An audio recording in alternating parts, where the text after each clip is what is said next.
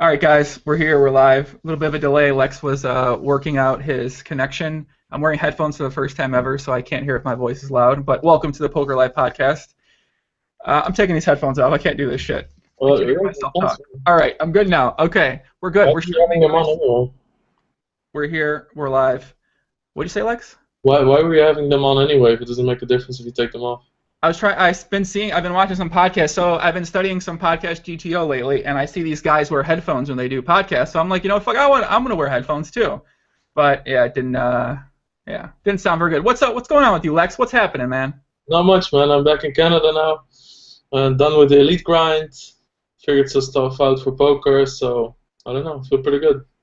It's good, man. We're gonna talk about some things, guys, on the docket for today. This is some podcast GTO I learned as well. We're gonna talk a little bit about Sticky Rice and the podcast I did with him a couple days ago.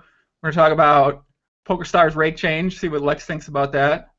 2014 Supernova Elite, how it went for you, and there's a bunch of other things. I don't want to say all this shit. All right, first things first. What's this I keep hearing about this beef? You got this. There's been a lot of chatter, been a lot of speculation. You got some sort of beef with Antonio Esfandiari, I believe. What's happening? You see, it's not beef. Like, I don't actively fight with him. When he hears about it, he'll probably be like, what the fuck's going on? But I just had some run-ins with him where I just decided he's worthless. So, I mean, I'll just tell the examples just to give a full story, right? First time I come to Vegas, it's like the second time I come to Vegas, but the first time I'm gonna play a live tournament, right? Like I was like tournament hungry, wanted to win that bracelet, ready to crush, whatever. We all know what happened with that dream, but anyway, I got there really motivated, played the WPT at the Mirage, final table side event, got pretty deep in the main, and then I played Mandalay Bay, and then he's sitting to my left. So I'm just like, oh, cool, Antonio Esfandiari, right? Like, I watched all the WPTs. Like, I was a poker fan like anybody else. So back then, everybody just played a kind of like a weak TV poker kind of style in America, like even the pros, and they weren't really used to aggro Europeans. And I was kind of part of the first wave who went over there. So I was just playing like, I don't know, like 40-35 full ring, 3-bet 20%, like, kind of the standard back then for any European. Standard back then. Okay. Well, I mean, it's true for all the aggro players. That was just like you could get away with it because people played so soft against you. Like they really had no idea what was going on. So he's sitting to my left. Regardless, I was kind of just shitting on him all day, which is a combination of cards and him not being used to my style, and he just played very predictable. I called out his hand a few times, like his exact hand, and we had a lot of fun. Like, he was being nice, whatever. So I was like, oh, he's a cool dude, whatever. So we're talking, and the day's over, and I have like a gigantic stack, and he just asked me, like, he said, hey, you wanna go for dinner? I would love to pick your brain about poker, talk some poker, or whatever. So I'm like, oh, okay, that sounds cool, right? Like, I had fun with this dude, whatever. So I say, sure, but you have to add like 5 to the reservation then, because I have 4 friends with me. And he goes, yeah. No, I mean, it's going to be, and then he tried to just tell me how it was going to be. He said, it's going to be Phil, Jennifer Tilly, you, and me, I want to keep it, like, small or whatever. I was like, okay, but I'm not going to ditch my friends because you asked me for dinner. So he just goes, you're new here, and I'm asking you for dinner, and you're about to turn me down.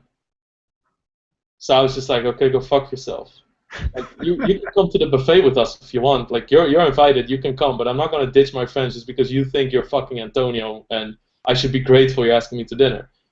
So at that moment, I just kind of like think like, okay, this person is worthless, moving on, which is fine. Like, you meet people, maybe that's the thing, maybe other people like that approach. I don't care, but it's not like my kind of style. So then I don't talk to him for like the longest time. We just like, we don't say hi or whatever. We just don't really run into each other. So then years later, I think this is like 2012, I think. So the first example was like 8 years ago. This one was like 3 years ago. I was at EPT Vila Moura in Portugal, and we're just having fun. And Daniel Negreanu and Liv Brie asked, "Hey, you want to go for dinner?" But I had one of my best friends from Holland with me, and I was going to drink with Frank and Remco from Poker News. So I said, Sure. So they said to me, talk to Antonio because he's doing the reservations. So I'm like, oh my like, so I'm just thinking, okay, well, it's like fucking 5 years ago. People can change, even though I don't like what he does on TV, like whatever. So, who knows? Like, if they like him, maybe he is nice. So I'm talking about the reservation. I'm like, yeah, so it's gonna be four for us. And he goes, yeah, I'm sorry, bro. I'm trying to keep it real exclusive, like some top players. My dad is gonna come, just a small group of people, nice people. I was just like, not this fucking shit again. No, he obviously didn't remember the first time we met. Like, even now, I'm 100% convinced if somebody would tell him about me telling this story, he'd be like, that never happened. Because I probably think he does this every fucking day to people, right? So he just says no, okay. Sound is like, oh my lord. I was like, you know what? Fuck it. Obviously, just I ate like a steak sandwich in the lobby with my friends because we're gonna go drinking, So we're eating whatever. They come back from dinner and we're walking away. So Daniel and Liv get out of the car and they ask me like, hey, what are you gonna do? So I said, well, we're gonna drink right now. So if you want to come, you have to come right now, and we're gonna go to a brown bar and drink. We're just gonna do drinking games, whatever. And Antonio was like, oh, cool. Where are we going? I was like, I'm sorry, bro. They don't have any Cristal there, so maybe it's better if you just stay home. So What? and then like what enhances? So that's my image of him, and then that's like first person experience, right? So that's why I'm just like, fuck this dude. And then there's all these things like a friend of mine was really struggling back in the day, and he had a really big downswing tournament. And when I told this to him about Antonio, he said like, yeah, Antonio knew about his downswing tournaments, and then he like took Antonio's big blind down, and Antonio made a big show of it because there were reporters standing around it or whatever, and he's like, how do you do it, man? How do you win all the money? How do you do it? Even though he knew my friend was struggling on a big downswing. So he's being like fake nice because he wants to be funny to a lot of people around him, even though he's just falling like fucking 9-3 offsuit from the big blind or whatever.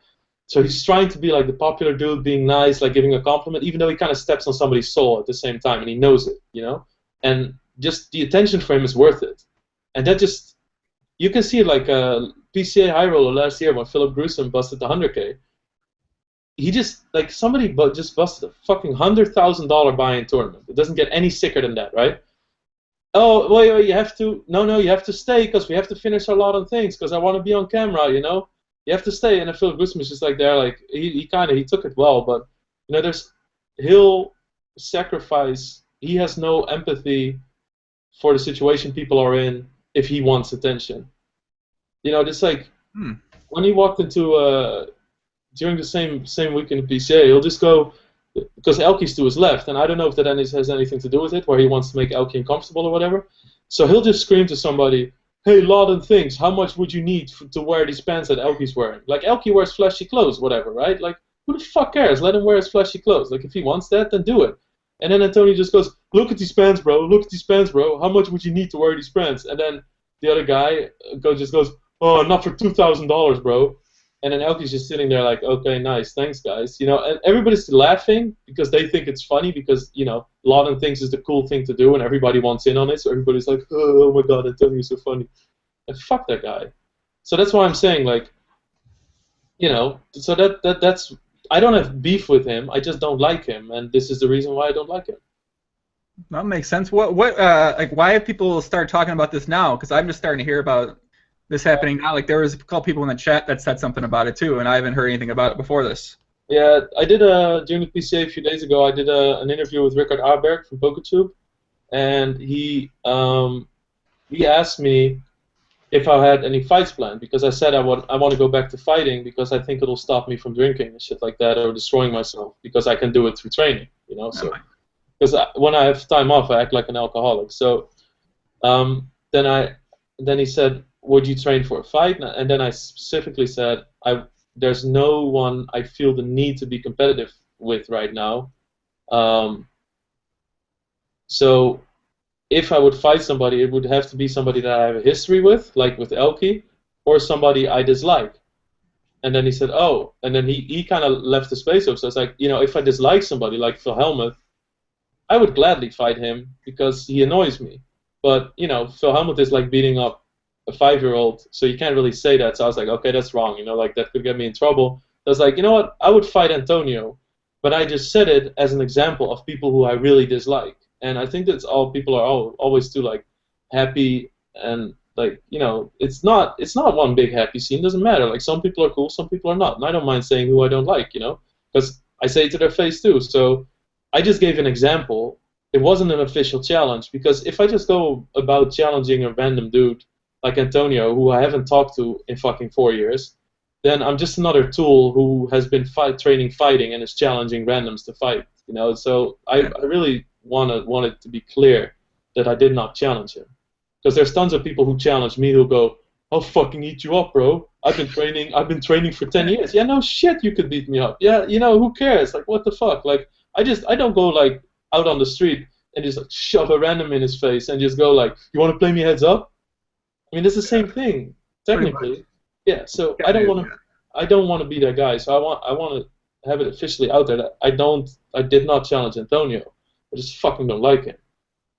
I mean, an example of people I don't like. So that's all.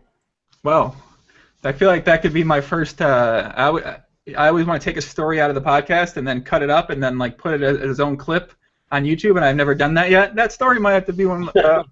It's quite the interesting story. Well, makes sense. You said that you don't like some of his antics that he does on what do you specifically? What do you mean by that? It's just a lot of the time he'll sacrifice he'll put somebody on the spot, or like there's also a specific hand in the high roller. Like I did a lot of commentary in Holland about the high roller, so I saw a lot of the stuff and just reinforced it, where he tries to make Steve O'Dwyer guess somebody, or he's like talking loudly while Steve O'Dwyer is all in, and Steve O'Dwyer just goes, "Dude, can you guys just calm down? I'm all in for my tournament life in a $100,000 buy-in, so please, this is the biggest all-in I've ever had." And that just signifies what he does, kind of. He has no, I don't know, no empathy for people around him. If he can get attention, that's just the most important thing for him. You kind of think that's what he thinks he has to be doing, or what he thinks he should be doing at this point, just because image and who he is and what people think about him. He feels like he has to, I guess, act that way whenever he's on television. Otherwise, they won't keep putting him on TV. Well, you know what? I wouldn't even mind it if he acted really clowny and whatever just to get attention, because his deal is his deal. I don't know his grind. I don't know what his hustle is. I don't know what he wants to get out of life or what kind of sponsors he wants to attract. That's his thing. But just the fact that he involves other people in it to try to be funny, sometimes when they're really vulnerable, that's what annoys me. And like, I mean, if a fucking magazine asks you to write a strategy article and you write a story about how your friend ordered 80 bottles of champagne and it was amazing and you're on the couches cheering for him, like, I mean, fuck, that's like so far from what I think is cool that I just don't like it. So I kind of think that there's a decent amount of people in the poker community that kind of act like that as well, kind of the cool guy, the big time people. I don't think that's like a very uncommon thing for some people to act like. Have you noticed that other people? Yeah, ton of people. But that's why, like, I couldn't name anybody. But that's why it smells like something is on fire here. Oh, you're cooking. Oh, okay, never mind. Cooking. Just say her cooking smells on fire. No, her cooking is amazing, but it's just because I just put a laptop on a bunch of stuff, so and I plugged in all these cords. So I just hope that, But anyway, there's a ton of people who act like that, and that's actually part of the reason why I don't like live tournaments. Like the thing I told you last time by Jonathan Aguiar, calling like a nice old security man for no reason, just all this like entitled, look at me, stupid bullshit. Like, yeah, I would want to see him make those jokes in the home game in Holland. See how he does. See what would happen. I keep hearing I was talking to a specific Dutch person that was not a male, and she was talking about how Dutch people they're a lot more, I guess, aggressive. Is that the word? They're more aggressive. They're more. What's the word I'm looking for here? They're different than American people. They're very reserved, but like this is. I don't mean to sound as tough as it does, but in America, when there's like a club and there's people fighting or whatever, and there's a lot of shoving, and there's like screaming and pointing and people holding each other back and whatever, that just doesn't happen in Holland. If you shove, there's going to be a fight, and it's going to be bad. So there's very chill and it's very calm, but if you really like fuck with people too much, it's just gonna be a point where it's enough, and then it's really enough, and then they're gonna let you know. And then, I mean, of course, there are also a lot of pacifistic people or like people who just don't like it, who will just walk away from it, which is probably best approach or whatever. But I don't think Dutch people are aggressive in general. Mhm. It's just I think the poker scene in Holland is mixed with like young kids, like kind of same profile as me, ex-student, whatever. Some of them are more outspoken than others, but a lot of them are like kind of sharp and quick with humor. And then there's guys who just have a lot of money who don't give a fuck. And that mix of people just don't let people put anyone down. So I guess that's why if you talk to a Dutch person, especially if they played or been around the home game circuit, then that's kind of the profile that you're going to get. Mm. Someone actually in the chat I was going to segue into something. You said something about the Dutch people, poker players, and a comment in the chat was something I was going to talk about. That is the man who's decided to reclaim his PokerStars account and his Full Tilt Poker account and has been playing a lot of hours lately at the high stakes PLO games and mixed games. Do you know who I'm talking about? No. Like, so what? No? Our friend Ari Abu. Oh, okay. So we don't have much information on this guy. It seemed like the whoever's back, he's back. He's back playing. He's playing every day, playing all the tables, playing anybody. And what's up with this guy? What can you? I really don't know much about him. I don't believe you know you literally know every fucking thing in the. That's not true. That's not true. Really don't. So I just know that he had a bit of hiatus, like a bit of a downswing. He lost a lot to Victor, I think, Isildur. That was a couple years ago, yeah. Yeah, and then he kind of went on hiatus, and now he seems to be back. So that's all I know. So. Oh, you're lying. It's okay. I know you're not telling me the truth, but it's okay. Well, I mean, like, you know more than me about the PLO scene. So if you really want to be like you're lying, you should just. No. You know more than me about Dutch people and the Dutch people at poker. From Ireland, I think. Oh. So that wouldn't really. You should ask somebody from Ireland. Ask Steve O'Dwyer. I hear that he's Irish.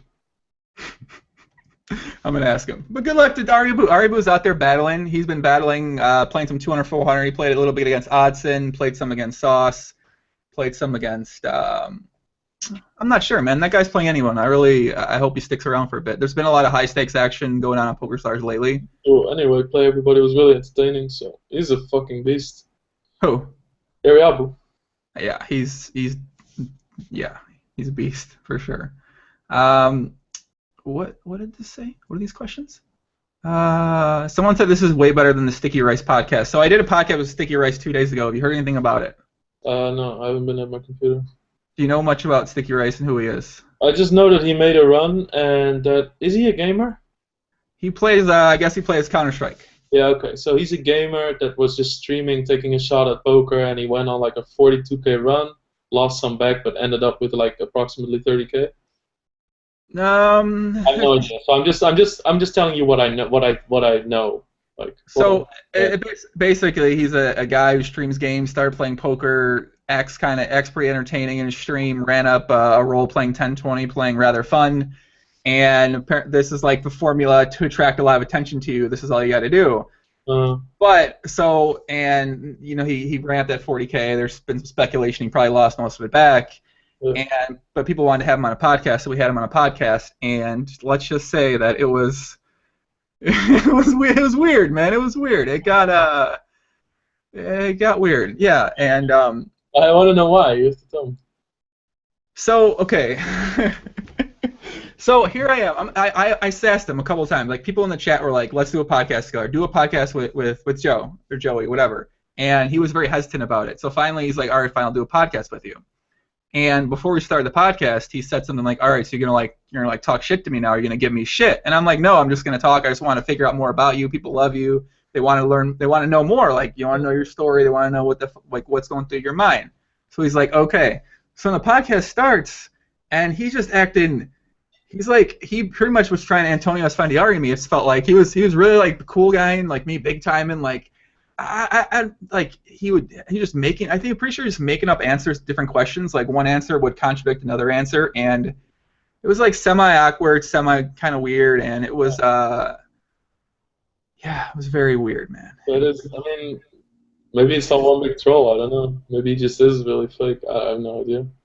Yeah, it felt like he was like, I don't know if he's like just trolls all the time, or if he just so used to trolling, if he was purposely like just, I don't know, man. It was yeah, but it's got a lot of feedback, it's got a lot of views, and some of the feedback, all the Team Sticky Rice people are like, there was some guy in like Reddit Poker who's like, you're the fucking worst interviewer ever.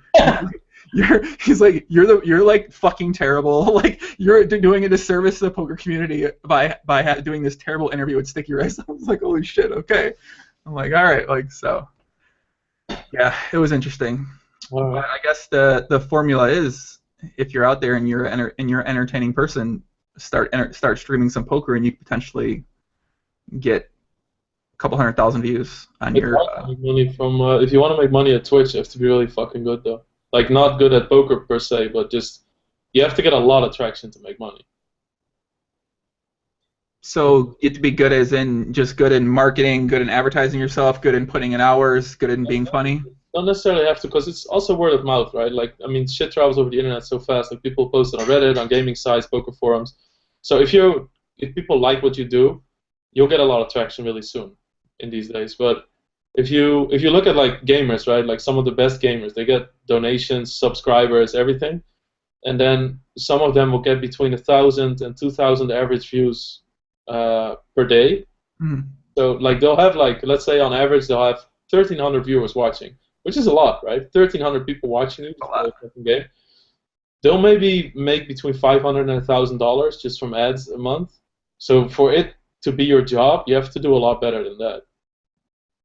And then of course there's people who make like 10K, but they get like 25,000 viewers, you know? Yeah.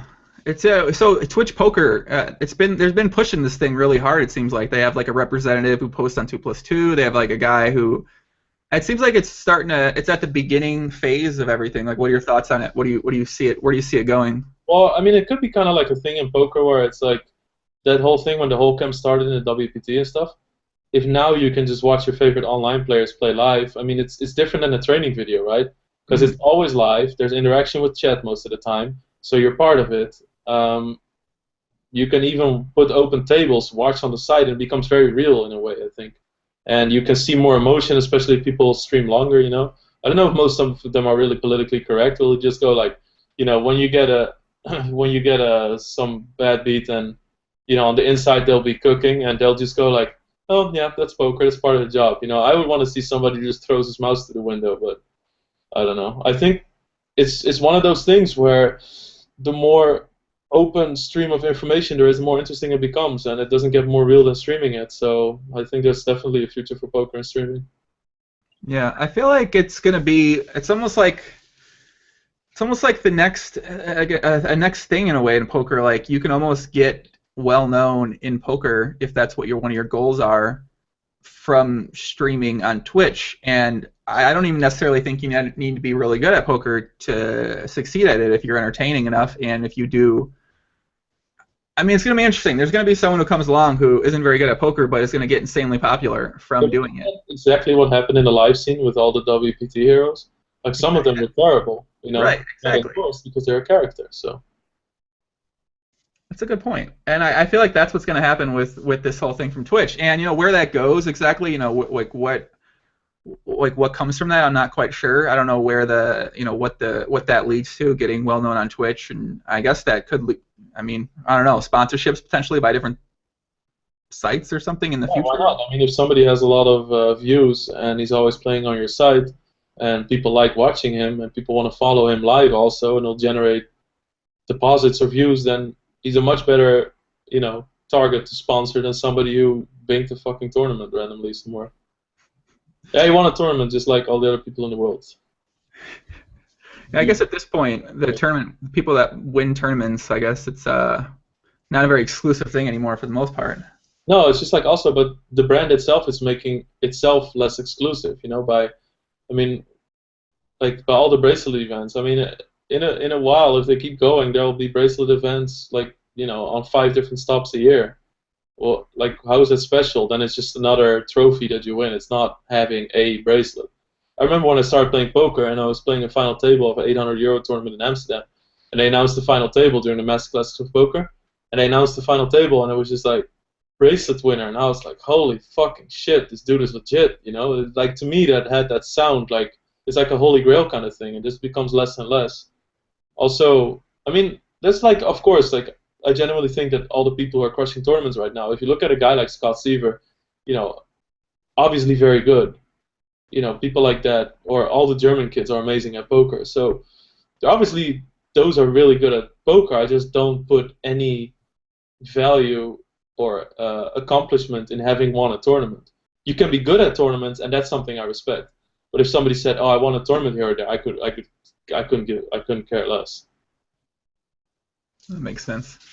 Do you what do you see happening with, I guess, with poker personalities in general? Because it feels like all the guys who are, kind of up here years ago, those guys pretty much aren't really relevant for the most part anymore. Most of them aren't, but it doesn't feel like they're necessarily being replaced just because there's no way for them to, there's no way for these people that are good at poker still to get to that level of kind of being known in the poker world. Where do you see that going? Where do you see is there any fix for that?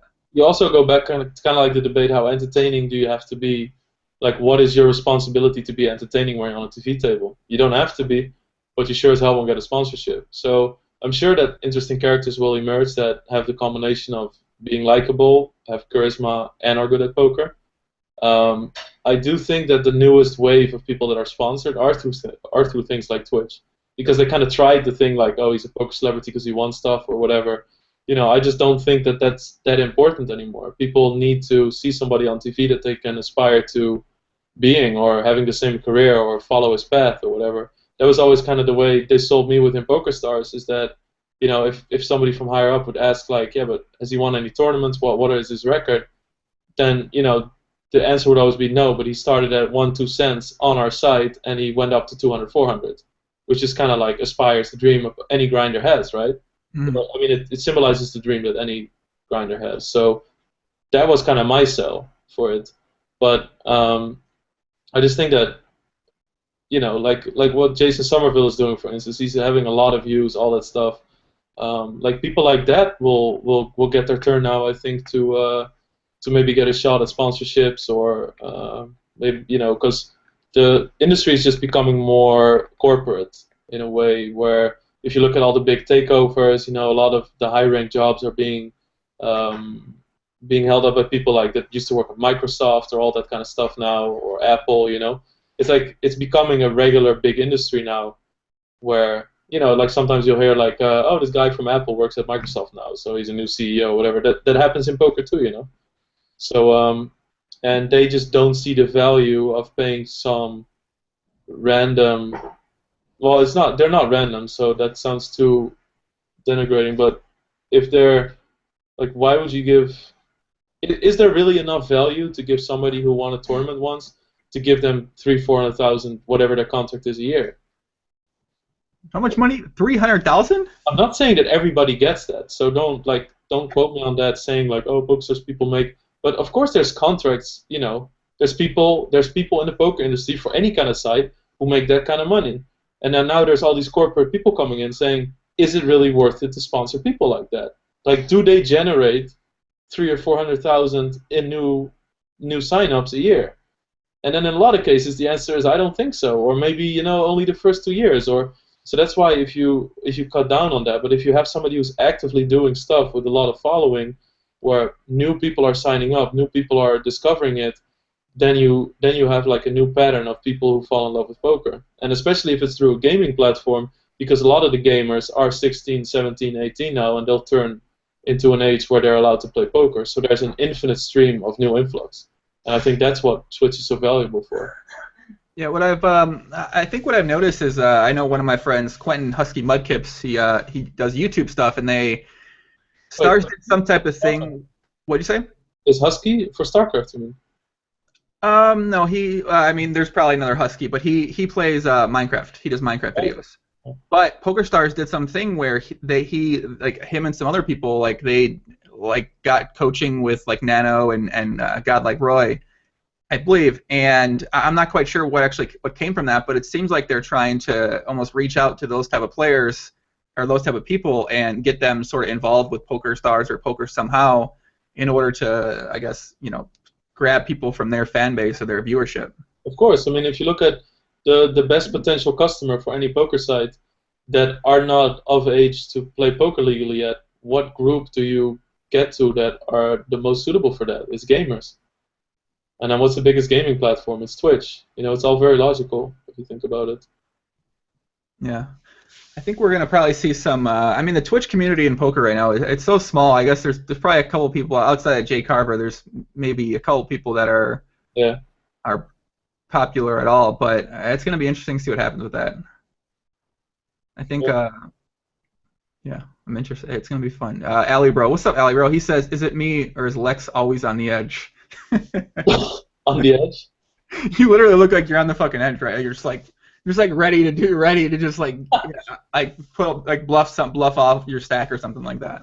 No, I mean I'm pretty erratic, but I can be pretty chill for long periods of time too. But there's always a little bug inside of me that wants to come out once in a while. So we like that bug. We love that bug. Is that bug? Maybe that's why they sponsor you. They got that bug in you, huh?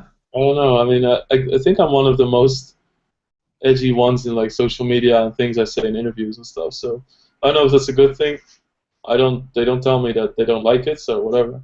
Yeah. What's your interactions been like with the new? So Amaya's now owns Stars. The same people you're working with, new people? No, it's the same people. It's like nothing really changed for us. So I mean, I switched to Team Online, which is pretty cool because in Team Online you get a lot of respect for what you do, and they don't expect you to venture outside of that. So I'm just a PLO player who plays mid to sometimes high stakes PLO, and that's what I do. And they don't, that's fine. And then other people do other stuff. And it's also, within the group, there's a lot of respect for the stakes that each other play. So, I mean, if you look at Felix Schneider, he plays like, he plays like 25, 50 cents, 50 cents, $1. Sometimes, if he feels confident, he'll take shots at mid stakes, stuff like that. That's fine. Like, him and Ike are just having a good time talking over dinner, or even talking poker, or just whatever, And I mean, Ike is like, arguably the best well-rounded Hold'em player in the world. So, I mean, it's cool. But as far as Amaya and stuff, I haven't noticed a single thing differently within the structure of Stars. Well, I guess the big news recently with Amaya is that they decided to go back on the rake. They changed the rake. They were going to hire it, and I guess they took that away. Now it's back to the status quo, I guess. Yeah. The only thing that keeps us that they're still going to do is the spin and goes. But I don't know. I think it's really cool that they reversed it. I mean, maybe the announcement of it was really sudden and a bit clumsy. Especially because there had been a lot of debate on 2+2 and stuff, what to do with sit-and goes and between some sit-and-go regulars and stuff like that. So it was kind of a shock to a lot of people, and some people felt a bit like robbed. But then they researched it, they looked it over, they discussed it, and they reversed it. So all you can be is happy with that, right? And I think it's really cool that they how do you say that? They eased people's minds. Also saying like we're not going to do any changes for a whole year, so they're just going to look at it again, like make a different plan. Because even with the changes, PokerStars was still like the cheapest site rake-wise to play on. So then, I mean, I'm not saying this because I'm sponsored, because I never say shit because I'm endorsing something. Like I always give it the real thing. And if I would be playing on a random site and I'm not sponsored by it, and they up the rake and it's still the cheapest, like what the fuck am I gonna say? Like, Just, I mean, I understand it's a business, so I mean, you have to understand that, And I think if it becomes unplayable, what happened to the mid-stakes hypers and satellites and stuff, they realize that, and then they're like, okay, we're not going to do that, and they apologize, whatever, and it's like, okay, sorry, so we're just going to change and see, maybe we can find out a different way and all that stuff. So I'm happy that they reversed it. It was pretty like intense to hear that when they announced it. I was like, ooh. Right. How well that's going to roll over, but I mean, like I said, they reversed it, and I just don't think where people are when they talk shit about PokerStars now, some people do. Some people are happy. Other people are a bit wary now. But I mean, if you trust the company more than any 9 years in a row, and I mean, it's existed longer, but most people have played, like all the people that really grinded have played for most of that period, and then they make one announcement that doesn't suit you, even though you called them the savior of the poker world, and 2 years ago when they bought Full Tilt and made sure, like, it's not really fair to forget all that stuff, Mm. If you build up trust with a company for 8 years, you shouldn't, feel like robbed if they do something and it's a little, if they implement something that's very logical the wrong way. So, I mean, I still trust them, and if I would really think like that shit is fucked up or that I would feel it's going the wrong direction, I would just quit. So. Yeah. I mean, I think it was such a surprise that they did that, and I mean, obviously the changes they made for the SNE this year was they took away the 5K WCOOP main event ticket, and they said that's it. I mean, I guess that is a lot. Some people think that's a lot, but I don't. When I heard that, I was just like, I mean, I'm an elite, whatever. I was just like, okay, fine. It's not there anymore. Fuck it. Like. Yeah, I think most Supernova elites were probably like, well, that sucks, but I don't think it's going to deter me from getting Supernova elite one way or the other. Yeah, I mean, it's not going to make the difference unless, I mean, if you like mapped out you're getting Supernova elite and that makes a difference, and then now all of a sudden you're like having motivational issues, you should probably look to do something else. Yeah, probably. Have you been talking to a lot of people that it's January, it's about that SNE time. You got a bunch of people asking you, hey, how do I get SNE? How many hours I got to put in at this stake? Yeah. It's actually that's the most question. If I play this many tables of PLO, because a lot of Hold'em people do want to kind of switch to PLO, how long would it take for me to get Supernova Elite? And then the first question obviously is like, okay, what are your stats? Like, what do you play? Do you play fucking 2017, or do you play Lauti style, 45, 35, whatever? There's a big difference. Like Lauti will be elite a lot quicker than you will be, because it's like a participation rate, right? If you play more, you rake more, and so yeah, I don't know. It's I feel that a lot of people are underestimating it, and if you want to switch to PLO, and then your first goal is also to get elite, so that means you're just gonna fucking destroy yourself. I mean, I'm saying destroy yourself. Elite felt pretty easy for me last year, but if you want to switch to a different game, and the game you're going to step into is 1-2 PLO, and you're just going to grind that like 8 to 10 tables for 8 hours a day, you're just going to go broke. That's how. You can't just jump into PLO, It's actually interesting you said that. So when I first transitioned to PLO, I did it to get Supernova Elite the first time I got it, and I lost $90,000 in the process.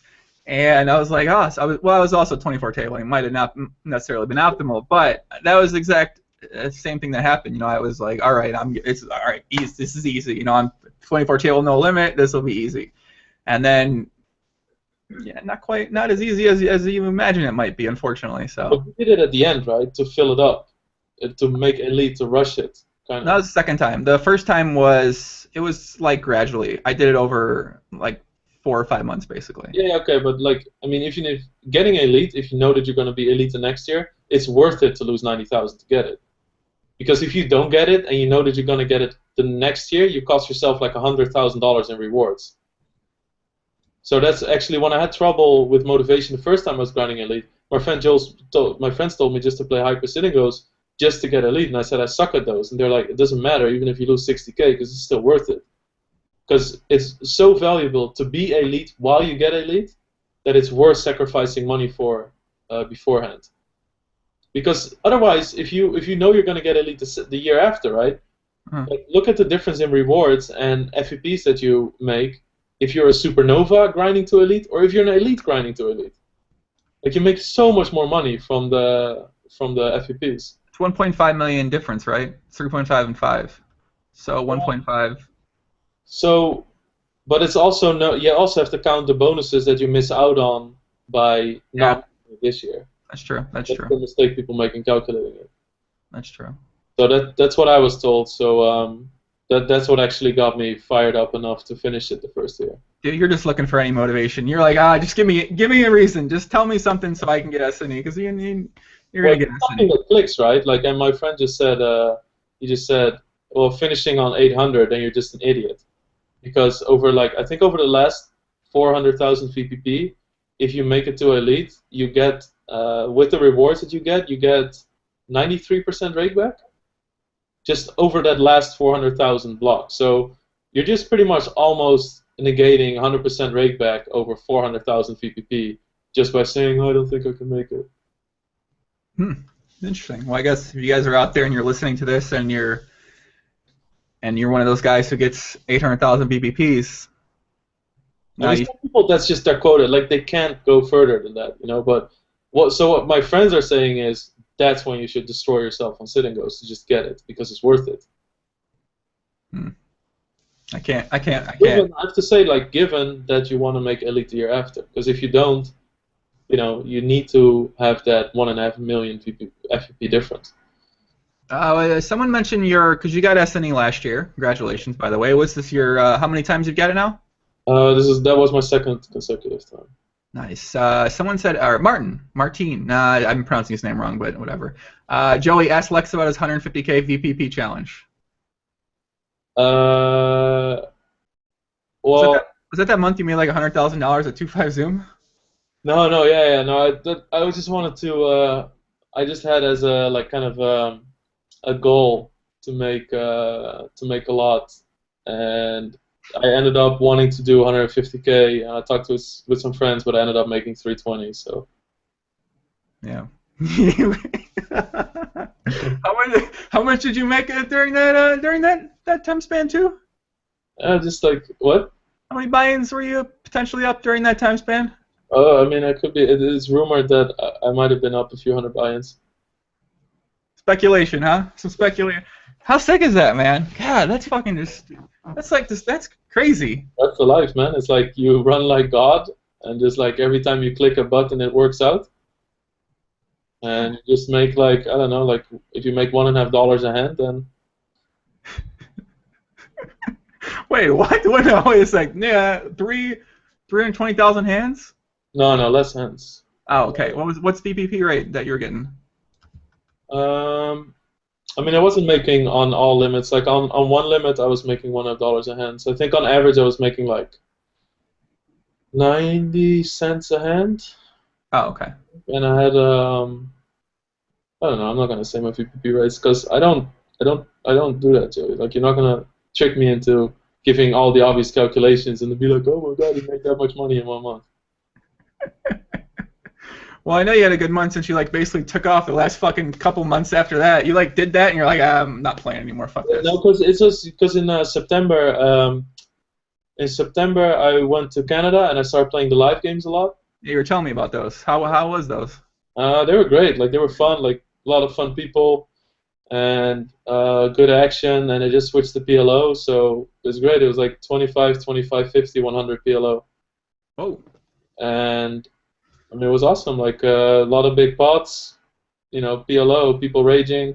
So played like, sending people dark. What was your VPIP during these games? I think in those games I played like above 50 at least. I think I played, if I would really have to estimate it, I think I would play 50, 35, like 33, I think, and then 3-bet pretty regular because you want to play a lot of flops. So 3-bet would be actually like it's full ring. It was a little bit lower than it is online, so I would say like 7. Because it's just all about playing flops, right? There's no point. I mean, there's no point in like online if you isolate people, whatever. But live, it'll just go. They'll raise you pot 3-bet, and then it'll go call behind you, and all of a sudden, the 10-8, the 10-8 6-5 double suited doesn't look that good anymore. Wait, that's not a good hand 5-way? You sure? I don't know. Not if you can really put people on other hands, like when they overcall and stuff like that. It's not very transparent. Dankness asked, "Did my first podcast give you any motivation to get better?" I feel like that Dankness podcast that first time we had him on, that was like that was a turning stone. Is Well, I mean, that a word? Turning stone? Turning point. turning point. I mean, it's Turning Stone is a place. I mean, it could be a turning stone too. It could be a milestone, a turning, whatever. Fuck, whatever. Was it a turning point? No, not really. Like it's just, I mean, I don't know. I don't know if I can say that it annoyed me. I was just like, you fucking scrub. Like you're still pink noted on my notes. So I don't know, buddy. Like I have to. When I said that whatever he said that I didn't know what I was doing, that I took it as a compliment. That I really meant, because he really didn't have a fuck what he was doing. Like he had no fucking clue what he was doing. So when somebody like that says, "Yeah, Lex is just pressing random buttons," I'll be like, "I'm doing the right thing," you know. So it was motivating in a way where I knew I was doing the right thing. So yeah, it did motivate me because it's like, you know, somebody giving you a pat on the back, like, keep at it, chap. Thanks, Dankness. Have you played with any Dankness recently at all? No, I haven't played much. I started, well, I did, but I don't know. He became a lot nittier now too. Hmm. So he's not. He was more fun to play in both senses of the word before, but he's I don't know. He's a bit boring now. Hmm. He'll always try and chat to me too, which is annoying because it just holds the table up. Because he'll just say something on Zoom and he'll wait with his action, so to make sure in case I fold that I'll read it and reply or something. But it's just like, so please stop doing that, Dankness. I just want to make VPPs. I don't want to talk to you. You're kind of giving him the Antonio Spandiari treatment right now. You Um, want to chat with him? You can't. You want to keep it exclusive to the VPPs? That's it. well, I'm. Why is that? I'm not stepping on his soul. I'm just telling him I'd rather not talk to him, which is very nice and honest, right? I mean, this is pretty nice for a guy who's just like going out like, oh, Lex Feltus doesn't know what the fuck he's doing. Like, if somebody said that, it's like the first time I ever hear him say something. If that's what he says, then why? Then I have to give him like the nice treatment, or I agree. Okay, I see your point. I don't know. Yeah, it's kind of, yeah. Okay, never mind. Love getting you fired up over there, kid. You got a Biffer story for us this time around. Oh God, you should have told me. I don't know. I probably should have mentioned it. Yeah, I've retold your one story you mentioned, the 510 story. Yeah, it's amazing. That story's so sick. That's like the best story. That story's really good. No, and anything else off the top of your head right now? No, because they're not, like I said last time. Some of them are not really something I can tell on camera. And I know I hate it when people say that, but if it's about me, I don't really have any reservations about what I say and what I tell about myself, but I can't do it about other people. So That's fine. I have to keep it exclusive. You know, Viffer is a rare breed of human. You can't just go around like, if his stories become too common, then it's like, you know, you found the monster of Loch Ness. It's just something. It needs to be elusive. Exclusive, elusive, elusive. Both. The stories need to be elusive and exclusive. Okay. What are your plans here coming up for 2015? You're in Canada right now, hanging out with the girlfriend. Yeah. Well, actually, I noticed in the last few years that in the last few months of my grind, well, it was also because, oh yeah, so in September I started playing the home games, and in October I played a lot, and then in November I had some tragic shit happen outside of poker, so I didn't play for a while, and then I had to play a lot in December, but I just realized, like, you know, the year before I started grinding in July too, and this year, or 2014, I had 180,000 VPP in July, so I still had to really do a lot to get elite. And I just realized that I wouldn't see my friends. I was just grinding all the time. And the last few weeks where I just took a complete break from poker, I just had a lot more fun. Like, I was hanging out with people, going to the movies.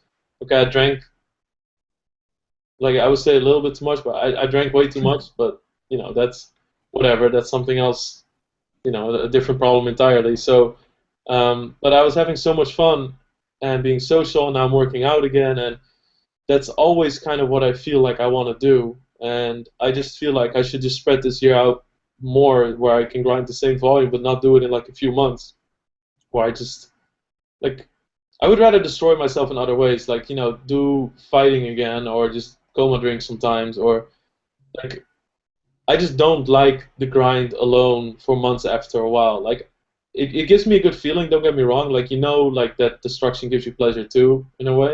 Like, I mean, you've been through it too. It feels good to put yourself through it, but in other ways, like I just don't. Like, I fucking negated like no, like 6, 7 months of working out, weighing my food just by fucking living off bread and alcohol for months at a time. Yep. So it's just, I don't know. It's just not something I want to do this year. So if I'm just like, I just started working out a lot again, and if I can fit poker in that, then great. I'll always like play some. But if it means I won't make elite this year, then fuck it. Then I won't make elite this year because I'm just not. Like I just don't. I want to just try and really see if I can live healthily and fit poker into that because I really feel like my body is just conditioned to only be able to play poker at night or when I'm tired or when I feel like shit or when I don't have energy to pick up my phone because that's what I did for 5 years straight. So I feel like my body doesn't really know how to play poker when I'm really healthy. And every time I've been really healthy in my life is when I stopped grinding. So this year it's all about figuring out a way to just make 6, 7 hours a day while I feel super energetic, go to the gym, hang out with friends and stuff. Well, that's going to be an interesting challenge for you. I feel like it's going to be it's hard. Yeah, it's going to be really hard. Like it almost feels to me like if I do decide I want to do that, I should just quit poker because it's not going to happen. That's almost how hard I feel it'll be. I mean, I've tried that idea that you said, and I can't do it. I like can't fit poker in with like a regular type of normal. Yeah. It's just I don't know. It's hard. It's really hard. Yeah. Yeah, but I mean, sometimes that's the way that some people have success at poker is they kind of have to make themselves do that, or that's how they have to approach it. Otherwise, they won't be winning or won't be doing well at poker. Yeah. If they try. Maybe I'm just not cut out to play poker the regular way or whatever, because it's not, it's not something. I like the intensity of it, and sometimes if I'm playing, I just like the fact that I'm awake for a long time. That gives me a thrill, or that gives me adrenaline, or something like that, and that gives me the energy to play. And just focusing, being able to tell myself that I'm focusing on something for so long, that's what I like. It's not like I'm like, oh, this is so cool. I'm playing the game of poker for so long. No, I've been awake for so long focusing on a game. It just happens to be poker. But I can easily play Dota for 50. I played Dota for 50 hours once too. It's like. That's really interesting you say that because I feel 100% the exact same way about the grinding. Like I don't even do it because I just do it because it's like kind of fun. Like that's the only reason why I put in extremely long sessions. Just like the results don't even matter to me really. It's just kind of fun to do. It's like enjoyable to push yourself to that limit and that point. Yeah, but then I look at you look at some hand histories. I mean you've had that. And I do feel like I can play really like I honestly think I could play profitably for 40 hours straight. So that said, it annoys me when I make mistakes, and in other ways I do get a lot of motivation from training. But like, okay, I was talking to Alex Miller, Kanu7, right? Mm. Absolute beast, nicest guy you'll meet. Absolute beast, very down to earth. He really has that thing where he's in a football team with his friends, and he has a really cool Team Online movie that you should check out if you haven't. And it's just, he's just a nice dude. And we're having this seminar at the PCA from Jared Tandler, and it was about like process goals. So like how people make fun of Negreanu sometimes on Twitter for him saying my intention is to win this tournament. People make fun of that, but what they don't realize is that it's actually super valuable. There's nothing spiritual, like there's nothing fortune-telling about it. It's just saying, if you tell yourself that you intend to win this tournament, that means that if you want to go drinking the night before, you'll realize I intended to win this tournament, and it's not in line with my intention to go drinking right now, so you won't. So just it's like writing down a goal that has process goals in it. So if I want to win this tournament, what do I have to do? I have to sleep well. I have to work out. I have to eat well. So if you focus on that, then you do everything you can to win. That's the reason why he posts those goals like that, is to declare it, because then he has more chance of actually doing what he has to do to put himself in a position to win it. Like if he says, I intend to finish the day with 180,000 chips, he doesn't get upset when he has 140,000. But he'll do all the things that he needs to do that if he could end with 180,000, he will grab that opportunity. And that means that he won't tilt. He won't, he will concentrate. He'll make sure that his food is there at the right times. And all that stuff will make you play as good as you can that day. So even if he finishes the day with 40K, he'll be satisfied. And that's a very interesting concept. What we're talking about during Jared Tendler's seminar too, where he asked one of the guys, "What's your goal?" And he said, "I want to move up to 2550." Okay, that's not a good goal because it's not a process goal, right? Like there's nothing in there how you're gonna do it. If you don't reach it, you'll just be disappointed. So then he said, "Okay, how do you want to achieve that?" So he's like, "I want to study more." It's also not a good goal. Like, what is study more? Like, what is, there's a quantity there. Like, so then he said, "I want to study more efficiently," and that's a good goal to have. If you say, "I want to study more efficiently because my intention," or whatever, you don't have to use the word intention, but "I want to study more efficiently because my goal is to reach 2550 this year." If you learn how to study more efficiently and you end up at 1020, you're still a much better player, and you're going to be happy and accomplished with yourself. So, and then Alex Miller just goes like fucking end it. Like when I hear somebody say something, I just want to quit poker because I just don't feel like I'm cut out. So then he just goes, "Yeah, what I intend to do sometimes is just I would just take some break off the game and I would just study 40, 50 hours a week. 40, 50 hours a week." You know how impressive that is? I don't know. I'm really sorry if he doesn't want people to know that, but like, I mean, I'm sure that people are aware of it because he said it sometimes too in the interviews. But you don't get to that level by not studying. So I'm just covering my ass here. So just let me have me my moment. But so he just said that, and then I'm just like, okay, fuck me.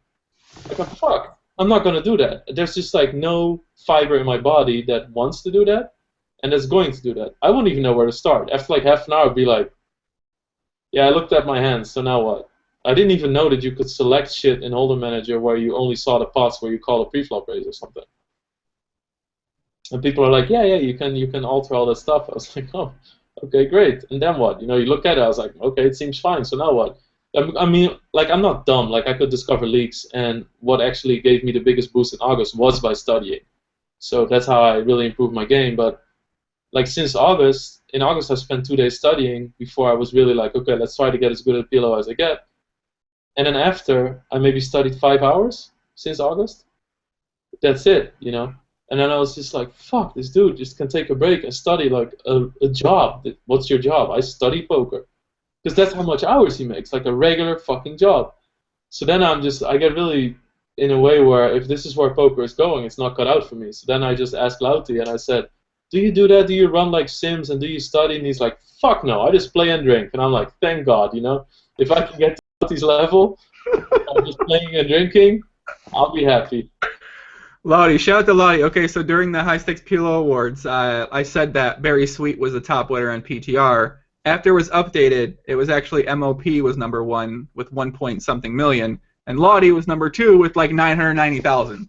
So, yeah, Lauti, I believe actually he said something like that when I chatted with him. I said, "How'd you do last year?" He's like, "I did pretty well." I was like, "Oh, okay." He's like the biggest winner at 5, 10, and 10, 20. So, I mean, he's like fucking. He's incredible. Like, and that's why I love talking to poker to him. I mean, it's like I just want to say that he's the most selfless, one of the most selfless people in poker that I've ever met, because we get along really well, but the stuff he tells me also about my game, I think it's very rare that people would give up that much information. Like he's just, and I'm not saying that everybody should bug him for information because he'll just probably tell you to fuck off, but we get along really well and he has helped me out, so like big shout out to him. Because like there's been sessions where he'll just say like, "Okay, go to bed," or something, or well, he'll just be like, "Hey, you're kind of, because you're losing a lot and this part of your game is slipping, so watch that." I mean, how incredible is that? Like, how many people do that when you're playing against them too, Mm-hmm. So he's one of the nicest dudes I've met in poker so far, and he, when he sits down, it's just like, "Oh, Lauti is here, fuck my life." I had position on 2 fun players, and we're deep. He sits to my left on a deep table, wins an all-in, so he's 500 big blinds deep. and he just starts like throwing shit at me, like just like you can't do it. I had to leave the table. Like it was just impossible to play him. You know, I'm just not good enough to battle with him in that way out of position, and I don't know if anybody is when you're out of position against him when you're 500 big blinds deep.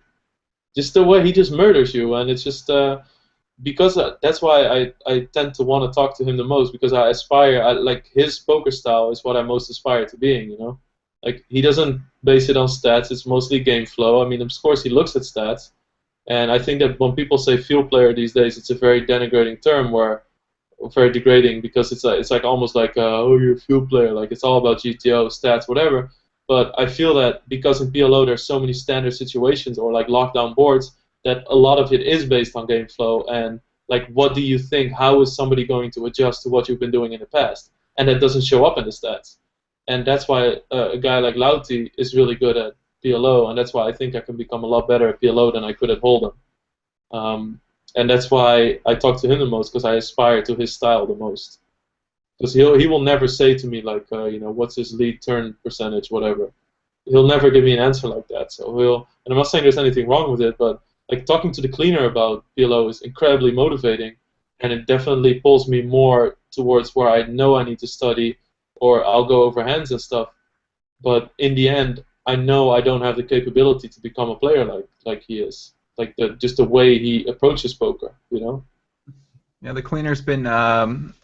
He said he was taking a break from PLO for a while, even after that final table, I believe. But looks like he's been. He couldn't turn to PLO. You don't walk away from PLO, cleaner. I'm telling you right now. I don't care how much money you win at tournaments. You're not walking away from Palo and Omaha, my friend. And it looks like he's back at it. He's back at it now. He's putting in those days. It looks like. I saw those like you know you see a lineup and has like Lauti, Bolitos, the cleaner, and some other guy and some other reg, and then you're like, wait, is there another table with a fun player, or why are they? Nope, nope, just 4 tables of 6 reg, you know, battling at 25-50 or whatever, or 20 deep. Okay, you know, I mean it's cool. I mean I'm sure, no, all the people that I have marked as good regular, I'm sure that Lauti will have somebody as like trash reg or whatever. I wonder who those people would be.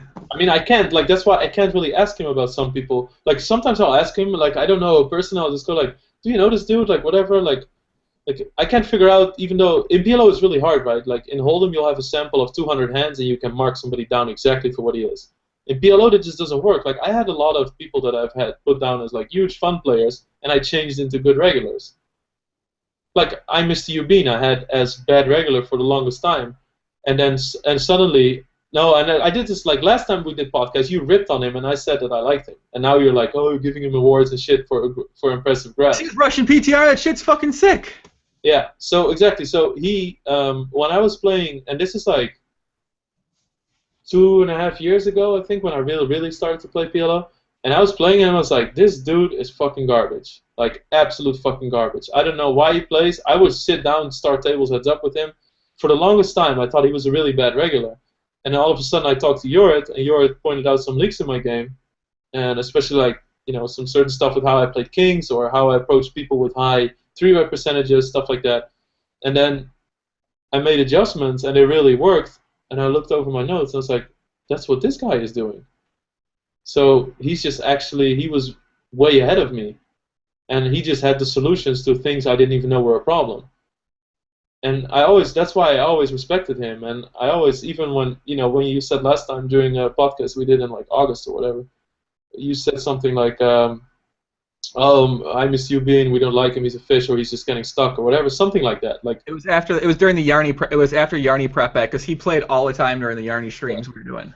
But even then, I just don't, like, I have a lot of, like, you know, people don't like to say like which regulars they think are good. I always think that's kind of bullshit, because I do know that it reinforces their confidence against somebody, but I mean, he knows I won't step down from a challenge with him anyway, so it doesn't really matter. Like, it doesn't make me uncomfortable, but he's still a tough, tricky player, and I don't know, like, but so if I ask Lauti about somebody, sometimes I'll go, so is this guy good or not? Because I can't figure it out. Like, is what he's doing good? Am I missing something? Whatever. And then he'll go, yeah, nah, he's kind of shit. And then I have to ask, okay, but for me, is he shit for me or just for you? You know? and then he'll say like, yeah, for you he's pretty decent. Because Lauti's just a lot better than I am. So you have to put things in perspective, and it's hard if you ask him sometimes. Like if you ask like one of the best players, PLO players in the world, which I think you can count Lauti as, right? Then you can just ask, hey, do you think he's good? And then he'll say no, and then that person will still crush me. So. I wonder if some people would agree with that, just because he doesn't play. I mean, some people being defined as the people that play PLO, because obviously he doesn't really play high stakes, and yeah, you don't like. I don't know. I'm sure because if you look, all the people that play high stakes, they play 10-20 deep and 25-50 as well, and he wins a ton in those games. So. Yeah, he doesn't. Lottie's not a. And he makes people sit out that don't sit out to a lot of people, and he'll sit anybody. He's like Lauti and Cobus are very similar type players. Cobus is a little bit faster, I guess. Cobus is a little bit. Cobus, he's a little faster, yeah. I used to play in Hold'em. I used to play because a lot of people. I used to battle Hellengol a lot, and Hellengol always said that what tilted him the most about playing me is because he had animation on that my bet was there before he could see the cards. Mm. That's what tilted him the most. That he would be like, what the fuck? And then he would see the flop and it would confuse him in a way. So, and then you didn't have the preset buttons as well, so I knew exactly how hard to scroll to get to certain numbers. I'm trying to think if it was Odson or Lafort that said whenever they play. I think it was Lafort who said whenever he plays like Ravenswood, the action's always on the fort. It's never on, like, no matter what. He's like, it's only. Yeah, Ravenswood is like. He seems like a cool dude. Like he's one of the people with very low regard to what could go wrong if you play the highest stakes. He's got no fear at all. He's. Like I like what he does though. Like I like the people he plays, how he plays, everything. Like he seems like a cool dude. I've never met him or I don't talk to him or whatever, but I have a lot of respect for his game too. Wow, I met someone in the Dutch community that you haven't met before, huh? Yeah. Oh, you met him in Vegas, of course. Yeah, that was fun. Yeah. I was like, whoa, I didn't know you were like a real person. You and Cobus. Yeah, it's like, I thought them and Kim and Cobus were like these machines, like programmed to like a robotic metal program that didn't actually exist in real life. So I was pleasantly surprised. Yeah, it's like they become. It's like it's almost a shame to meet somebody like that in real life, because it's like the avatar, and you know the name, and you know how they play, and it just becomes this like symbolic mythological thing, and all of a sudden it's just a nice dude. It's like, no, can you just beat me up or be angry or like fucking talk in a language that doesn't exist or something.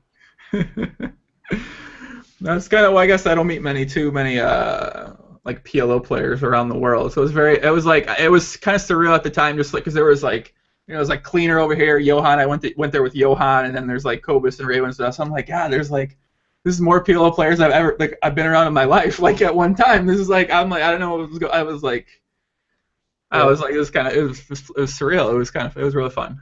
Yeah. It was definitely it was a pretty good time. There's been some questions that people keep saying here. Let's see. What percentage do we see a Joey versus Lex kickboxing match fight? Yeah, I don't think so, boys. Okay, I don't think so. I'm out. Count me out. Cool that you read that question aloud too. What do you say? It's pretty cool that you read that question out loud. Well, that's a good question. I mean, what percentage? I mean, if we can do like a half basketball, half kickboxing match, potentially I could be in, but I gotta train for like 2 years. But then I'm free rolling. What's up? Yeah, you are free rolling. You're definitely free rolling for sure. No shit. Andre S says, do a 24-hour podcast with Lex. Man, me and you could do it. We'd just be playing something while we did it though. Yeah, we'd have to be playing something. Yeah. What did I say? There was one question that people keep asking a lot. We could do a 24-hour. If you know like a certain game that we can play, or like a co-op game or whatever, we can do like a charity stream or whatever. What kind of co-op game can we play? I mean, there's tons. I just don't know how many games you play. Like, I'll play anything. Well, the only game I play right now is NBA 2K. I know you don't play NBA 2K, unfortunately. No, I used to play some basketball games, like the old school ones, like From Downtown, He's Heating Up. You remember those? NBA Jam, yeah, that game's cool. Yeah, exactly. Yeah, I play NBA 2K all the time. Technically, that's co-op. We could play that 24 hours. But let's think of a game. We could do that. That'd be fun. How could we? Well, we we can could do do. like you just turn webcams on and whatever. You just put them in the screen and you just do charity stream because people can donate on Twitch, right? And we just give all our proceeds, whatever, to the thing, and eventually we'll get wired and start talking and hallucinate and whatever, and it's gonna be amazing. Oh my god, it's gonna be great. And I'm gonna Adderall the fuck out of that stream though, right? Yeah. Don't want to be on like 2 Adderalls like 24 hours zoned out like a motherfucker. Fucking after a while, you forget that the webcam is on, and your eyes are just like popped out on the screen. You're just like staring at the screen. It's too bad that you didn't play Dota, because we could do Dota easily. Is Dota hard to learn? What's the learning curve for me? It's hard. You can't. You need to put in like if you want to learn how to be not absolute fucking shit, you need to put in at least like 30 hours or more. Okay, that's like 2 days. Okay, then do it. I mean, it's a good game in general. So we can set it up where both our webcams are up while we're playing. Is that how it works? I think so. Cool. All right, so we're gonna do that at some point in time. That's gonna be fun. A 24-hour stream.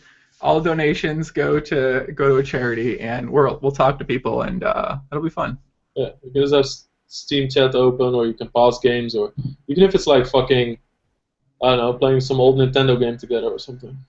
That'll be fun. Well, that'll be fun. Can Lex speculate on Rug Doctor? Which game? Yeah. What game is that? Oh, do you play Mario Galaxy? But we have to be there at the same location, though. I would play Mario Galaxy. Well, I just want to shout out to Mario Galaxy because Mario Galaxy 1 and 2 are 2 of the best games ever made. So. Guinness World Record for most people playing poker for 24 hours straight. You, Lex, and the viewers. No, we don't want to play poker for 24 hours fucking straight. I mean, I'd prefer not to. I don't. Yeah, I mean, I do that on a Monday. Who cares? It's not something. It's not special as playing a video game for 24 hours straight. I did that at 24 hours of poker. I did that like at least 50 times last year. So. 50 times? Yeah, I'm pretty sure. Jesus fucking Christ, dude. 50 times? I mean, 24 hours is not that long. I mean, yeah, but 50 fucking times in 1 year? 50? That would be close, yeah. Yeah, dude. I mean, after a while, it was the only thing I did. I would just sleep for 14 hours or 10 hours, and I would just play for 24. Why not? But then you get 2 cycles. 2 cycles of people coming online and going, Because 12 is too short.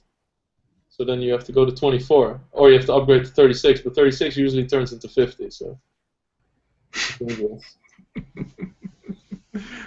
Phil says, ask Lex what MMR is in Dota. Solo and party rank. I don't know what that means. Like 4K? 4K. Jerome says, couple guys playing Mario and sharing piss bottles on stream. You'd get a lot of donations. Yeah. Me and my friends, we played a Mario Galaxy once, and we did every time you finished a level or you found an extra life, the other person had to take a shot. But then we figured out where all the extra lives were that were just always in the world. So it ended up being where somebody would just grab 5 extra lives, had to do 5 shots. So that game lasted about 40 minutes, and we're just like throwing up. What the fuck? It's your crap your alley. Drinking in 24-hour sessions. It's like your dream scenario right there. Yeah. We can do that. We can drink for 24 hours. No, dude, you're a professional fucking drinker. You're trying to stop drinking. I'm trying to be healthier. I'm trying to fight. Isn't that what you said? Oh my fucking god, dude! In December, so I made elite. I made elite on December 14th, whatever. And then I started drinking, and I just didn't stop. Like I would just drink. I drank for like nine consecutive days in a row, where I would drink till 8 in the morning, and I would sleep 5 hours, and I would wake up drinking. Like there would be like some leftover whiskey in a glass, and I would just drink it when I woke up. So I kept drinking, and then Christmas, I always plan all the days off. So I tell my family, I'm not coming around, I'm not coming to dinner, it's nothing. And they are fine with it, they see me enough outside of it, because we always go off Christmas night, the 24th. And then we always rage, and my friend, he has a really big, deserted old factory where he throws techno parties for like thousands of people and stuff like that. So he always does like a Christmas party there. And we always just go off. And that was my last night of drinking. And I woke up and I told my family, I'm just staying home, not doing anything. And I woke up and I had a pool of sweat on my chest. Like an actual pool of liquid on my chest. And I was like, what the fuck? Because the flu, there was flu like going around, right? Everybody was sick. And I hear it everywhere. Canada too. everybody was sick in Holland too. So I was like, oh my god, I got sick. And this was on the 25th, and the 29th was my birthday, and I was going to throw a really big party in a bar with DJs and magicians and shit like that. So then I start sweating, and I wake up, and I'm sweating so much, I got up from the bed, and you could see a dark outline of exactly how I was laying in my bed. So I just roll over to the other side, sleep more, wake up again, same story. Like, I was fucking like it was running down my face. So then I take a shower, change my bed, put it in the washer, put like extra new sheets on. 5 hours later, same thing, wake up, drenched, and this happened for like 3 or 4 nights in a row, and I was like, I'm telling everybody I was really sick. I was just laying in the corner of the couch. I couldn't sit up. Like, my stomach was aching. I was throwing up. And it was my birthday, and I'm standing in the bar. My family's there too. My mom was standing next to me. She's like, you look like shit. And I was like, yeah, I've been sick, so I don't feel good. So she's like, you should go get your meds. And I was like, yeah, okay, that's right. So I go home, grab my meds, throw up twice, like fucking sweat running down my face. I'm just thinking, how am I? It was like 3 p.m. when the party started. How am I ever gonna keep this up till 4 a.m.? And I was just like, oh my fucking lord. So, and then I could come back to the bar, and I was like still like sweat on my head. And I was just like, you know what? Fuck it. I'm just gonna drink. Maybe I won't feel it. So I take a shot. I drink a beer, and all the sweat disappears. No more shaking. No more throwing up. Nothing. I'm fine. And my mom just goes, oh my fucking god, you're an alcoholic. And I was like, I think so. Yes. What the fuck? What? Yeah. Dude, you're the biggest degenerate I know, and like. I need help, bro. I can't like. Wow, what does Evelyn think about this? She knows what she got into, and she's actually like, it's really cool because she's allergic to alcohol, so she'll drink once in a while, but she'll get smashed after 1 tequila shot because she's allergic, right? And then it's just fun because she'll just be standing there, and I don't act any differently when I'm with her, obviously, because we're really like we know each other through and through. So she'll just be standing there observing, fucking raging and going off, and she'll just sometimes I'll look over, and she'll just be like, "What the fuck?" Or if I climb on top of a bar, I'll do something. People are like, "Climb on top of a bar? What the fuck are you doing, man?" I don't know, like when you rage, you do stuff, right? Or like yeah. I don't know, like when I get really drunk, I get really happy. Like I never get angry drunk, right? So, like what I did once at the Christmas party too is I just bought like 30 Bacardi Cokes, and I just put them at the end of the bar, and people were walking around because it's a big room, right? People were walking around in the dessert factory with beers in it, and everybody would walk by, I would just like smash the beer out of their hand and give them 5 seconds to think like, what the fuck is going on, or see how they would respond, and then I would just give them a Bacardi and Coke and say like, upgrade, So that's the kind of stuff. So then you'll sometimes end up standing on bars too and stuff, when you get like that. So you smash the beer out of their hand, and then you sit and they pause and they look at you and they're like, "The fuck's this guy doing?" And then you hand him another drink. Yeah, and you can't you can't pussy out and then wait with immediately giving them a Bacardi and Coke, because I would do it to like gigantic dudes too, and I was just really curious to see if they would just attack me or something. So I just do it, or even to a girl, I would give her the Bacardi sooner because you don't want girls to feel uncomfortable, right? Like with aggression and stuff. I would just like smack the beer out of their hands, and they would be like, what are you doing? I was like, here's an upgrade, and they'd be like, okay, and everybody just likes it, because if you're smiling and you're happy, then people they're not gonna get angry. They just laugh, shrug it off, and if they said I don't like Bacardi and Coke, then I would just give them like a credit or a coin, whatever you get beer with. I'll be like, okay, fine, then I'll take my responsibility and pay you another beer. And then, so when Evelyn is watching shit like that, sometimes she'll just go like, oh my god, baby, But what? Yeah, she just shakes her head. She just shakes her head, and she's just like, oh my god. But she never, there's never problems or whatever. We'll just laugh about it, and we just have a really good time. And when I get really degen, the only thing sometimes that she's concerned about is if I'm really like self-destructive, or I take my body, like I too much toll on my body when I'm awake too long, shit like that. So, but otherwise, she's really cool with it. Does she want to make an appearance on the podcast? We've been on a little girlfriend streak lately. Greg Merson's girlfriend made an appearance. Obviously, Jungle Man's girlfriend was very prominent on his podcast episode. I don't think so. I did that right now. Jungle Man's girlfriend. We all loved her, man. She inspired me for 1 week to go Romanian girl grinding. Oh, the Romanian girl grind? I was on the RGG for about a week, yeah. Oh wow. Is there many Romanian girls in Chicago? Well, what happened was Jungle Man's girlfriend introduced me to a girl who I was chatting with. Oh, look at you. The instant Yeah. hookup. And but I decided Romania is a little bit too far away from me, unfortunately. Oh, so you were looking for something steady. I don't know what I was looking at. I wasn't. I'm trying to get past that point in my life where you're only in it for like I just like fucking one night stands are the most stupid like shit. And like I don't know, like people who have the need to constantly have that. I think it's just it's either childish to me or like something you need to because if you explore or whatever then it's fine. But there's some people when you go out, even when you're with a group of friends, they're all about immediately like, oh, let's find some girls, let's ask some girls over to the table, shit like that. It's just it's really annoying to me. Do you think it's also annoying because you've been in a relationship for a long time now, though? I've never done shit like that. Like first time I went to Vegas, I was yes, I was single, and then I got there with Hallingal, Check Kills, like Legend on Stars, the 3-6 old days, and a Finnish friend and Marcus Gonzalez, also a poker player, and we're just there. And another American dude just immediately says, we're just, like, we would always travel together as a group. We go to EPT, stuff like that. We're like our own little crew, you know? And then we hadn't seen each other in 4 months in real life. And we get into the club, and one of the our American friends just immediately goes, let's go find some girls. And then I'm just like, go fuck yourself. Like, okay, so fine, I won't talk to you all night. That's cool then. Like, not if you don't have any interest in that, or if the only thing you want out of the night is some girl to bang, like, what does that do for you? Like, why is that more valuable than catching up with friends all night and drinking till like 10 in the morning or whatever? So, I mean, people should do their own thing, and people just like to bang and whatever. But I just never really felt the need to do that. Drinking till 10 a.m. Meg. Okay. It happens, especially in Vegas. Things happen in Vegas for sure. Flip says best coffee house in Amsterdam.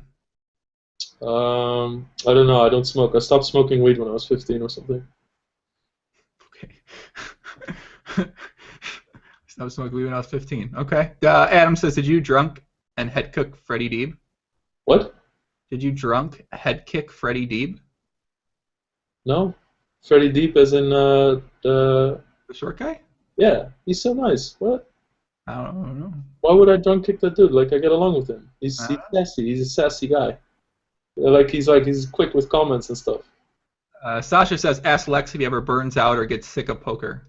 Yeah, fuck yeah. I'm burned out as shit right now. Like, I tried to put in 2 hours yesterday, and I couldn't. I even meditated right before. So. Oh, it's the next quote. Whoa, hey, shit. Oh, boom. So. Read minds?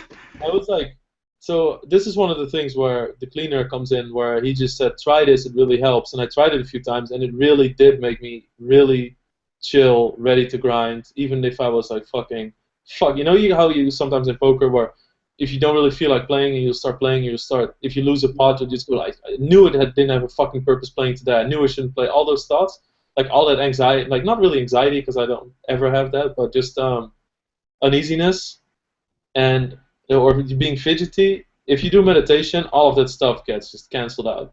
So that's how I know when I think I have a pretty big poker burnout right now is I did 20 minutes of meditation on 4 different days before I started playing this week, and I just can't, like 20 minutes after, I would just be raging while playing. Like raging. I'll be like, fuck this shit, and I'm running bad, and fuck it, and why am I even fucking playing right now? And then I never look at results while I play, and I was like, fuck it, I'm just going to play Dota. And then I just close my session, and I look, oh, I won $2,400. And I'll be like, fuck poker anyway, So I don't, like right now, yeah, I do have a lot of things where I get really sick with poker, but it's usually when I have to adjust playing on a different energy level than I did before. So before I would wake up, have a fucking headache, maybe because I drank or whatever, and I'm eating fucking sandwiches from a night bakery store that's open every night in Holland. That opens up at 2 a.m. for all the drunk people. He's a regular baker store, but he opens up earlier. So we go there, and then I'm just eating that for breakfast. And I'm sitting in my chair like this, and like my phone is ringing, and I just like throw my phone on the ground. It's like I don't want to fucking deal with people. That's when I want to play poker at that time, because that's what I want to do. So now I'm here. I fucking slept 9 hours from 11:30 till 8:30 in the morning, slept 11 hours. I've already, like, it's fucking what? It's 3:30 p.m. I've already eaten 4 times today.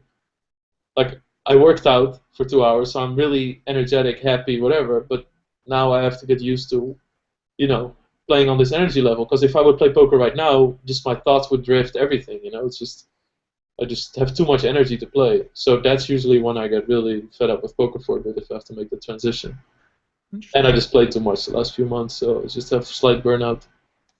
Yeah, maybe obviously a break for you is you're still going to be playing, I think, pretty often, but like a little light grind and kind of getting used to feeling the way you do and the energy level you do and in your routine. Well, I just don't want to, maybe, like, I should do at least stuff like, you can still watch a video. Like, I haven't seen any of the Eames videos from Run It Once, so I have to check those out. And I saw like 5 minutes of one, and I really liked it because he's very understandable, like his accent and whatever, and he can talk about his thoughts really well.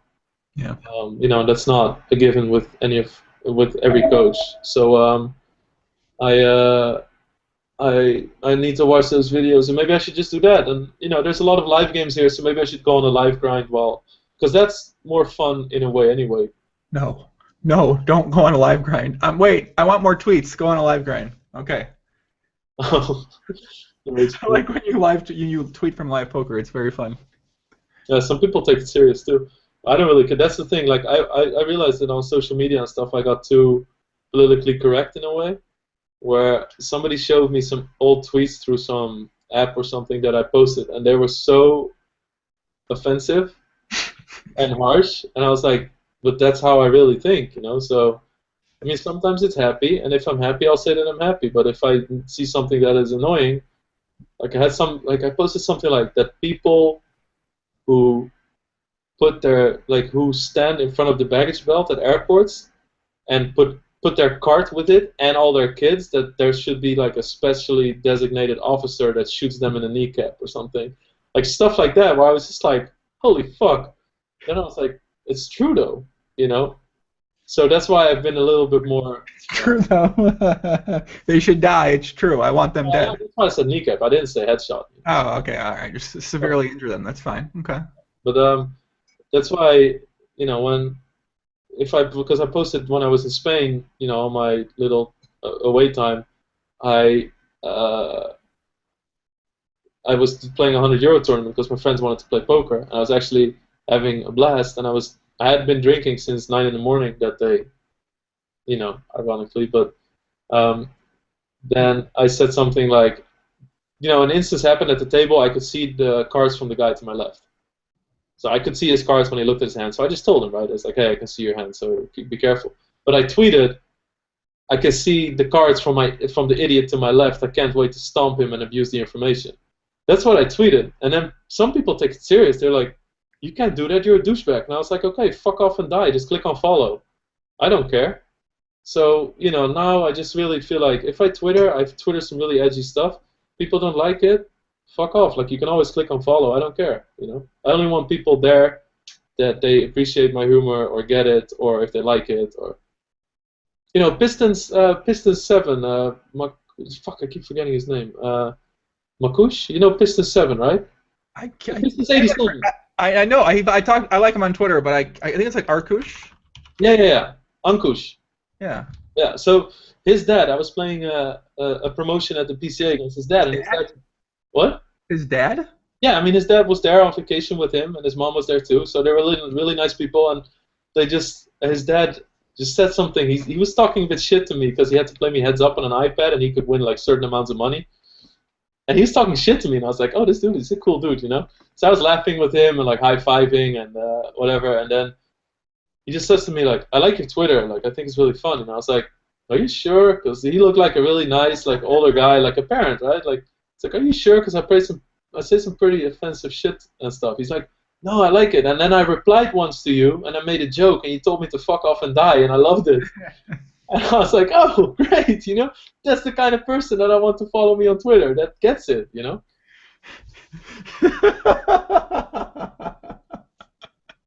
Oh my gosh, dude.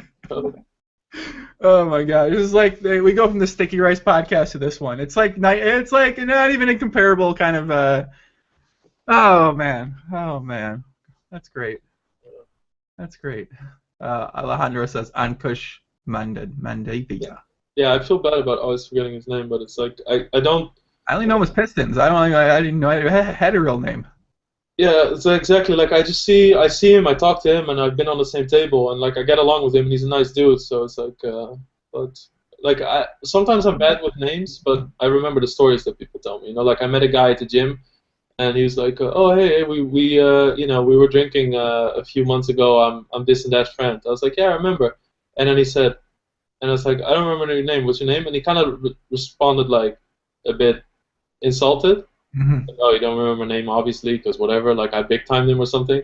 And I was like, yeah, but I remember what you do and where you do it, and I named like this whole list of facts, you know, like I know what you told me, which is way more important than your fucking name. It's like, who cares about your fucking name anyway? It's just a name. No one cares about your name, bro. Especially you, because you can't pronounce them. Okay. All right, Aaron, I can pronounce his name. Does Lex live in Vancouver or Toronto? He lives in Toronto. He's in Toronto right now. Dank Daddy says, how much more do you enjoy Dota than poker? Oh my god, poker, Dota makes me angry too. Like, okay, so this is also what I've been struggling with. So, Dota. like, I tweeted something too. Like, you know, I said it to you last time. I said that anger for me is a really important thing in poker. Yeah, people try to shut it out, but I think it's useful. Like, if I'm angry, some shit that I'm doing wrong is obviously the weakest part about my game. And that's what I should fix, right? Like as long as you can look in hindsight and see how you played when you were angry, it's a very useful tool. Also, I need to fucking hate the people that I play against, because then I want to crush them. If not, I don't care. Same in Dota though, and I'm very competitive, and I hate it when I make mistakes. So Dota makes me really angry sometimes. So then I'm like, am I just some kind of raging nerd or whatever? And then I just think, no, I'm just really competitive. And then I was talking to friends about like, what game should I play? Should play some RPG or whatever, and then like, but then it wouldn't make you happy. You need to have that drive. But if I would, at this moment, if I have to choose between poker and Dota, well, I can tell you that I'll be playing Dota in a few hours, and I won't be playing poker. Dota is someone said, what is Dota? It's Defense of the Agents. I don't know if the fuck this. I've never heard of this. I've only heard of this game from you. It's Status Up. Jason Laval plays it too. Oh, Jason plays it too? He plays it. He plays it a lot. It's I mean, even Ben86 plays it too. Oh, cool. And it's just like you can pick like 90 different characters, and there's 2 teams of 5, and they each pick a character. They all have like a certain amount of abilities that they can do, and you just have to wipe out the other team and kill their structures. That is kind of like I know we talked about this last time, comparing that to League of Legends, but I think you said League of Legends was like... Yeah, and Dota's PLO. Right, okay. You said your MMR is 4K, Ben. I believe that's what you said, right? 4K? Yeah, that's it. Okay. Everyone in Dota will say, well, I'm 4K, but I'm actually really 4.3. That's how I feel too, but you know, people always say, so why aren't you 4.3 then? And then they'll be like, my teammates are fucking bad. So... We'll recognize that story. My friend Andreas says, Lex, if you are in Poland, all your drinks are on me. Finally, someone that has a normal outlook on life and how people act. I would be very interested to see you and Andreas hang out. You guys are both fucking insane people. So, and you're both. He's probably taller than you actually, but. Oh really? Yeah, he's like. What is it, Scareboy? No, not Scareboy. His screen name is on Stars is Biga Sigia. Oh, okay. Yeah, okay. Because Scareboy is Norwegian. Yeah. Yeah, Scareboy's Norwegian, yeah. He's not 6'5", I don't think. Well, thanks. Anyway. Odd Odson might be 6'5". I'd like to see you and Odd Odson hang out too, though. God, oh, man. I've never talked to Odson, nothing. I don't know him at all. Like, I've not even talked to him on the tables. I think I told him to die in a grease fire one time when I lost a big pot to him, but that's the thing I do, so whatever. I'll take full responsibility for that, and I think it's fine. If people tell me, I kind of like it too. You like drinking, right? Did you just ask me if I like drinking? You like drinking, right? Were your ears shut like the last... You think I drink because I can't stop doing it? Well, maybe you're an addict.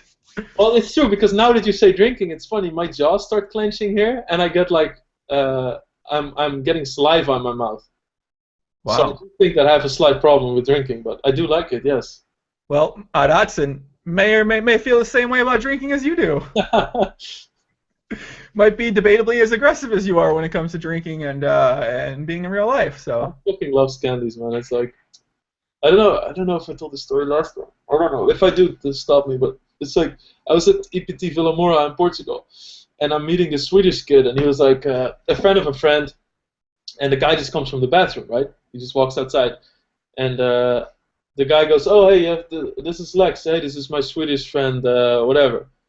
And the guy shakes my hand, and his hand is wet. So what people don't usually say is like, "Oh, sorry, I just washed my hands or whatever." And this guy just goes, "Yeah, I'm sorry. I just went to the bathroom, so now you have my piss all over your hands." And he just keeps a straight face, and he's like, "Nice to meet you," and he just walks away. That's why I love Scandies. You know, they have that type of humor where if you don't get it, fuck off, and if you do get it, it's amazing. You know, it's like cynical. that's your kind of saying right there. Yeah, it's like what I was telling you on Skype the other time when we were talking. That I was like, I was saying some pretty harsh shit or whatever in the middle of the night, like just like not like making a fight, like picking a fight with you, but just saying something. And then I was like, oh wait, you're American, and I put all these smileys behind. Yeah, right. That's Yeah. what Americans need is like, oh, like they don't like the uncertainty of being fucked with, so they just need to know if something is a joke or not.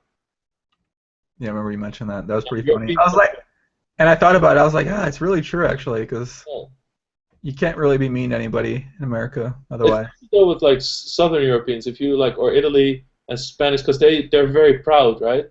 So they don't like somebody insulting them unless it's like blaringly obvious and you're comfortable with them and you know them.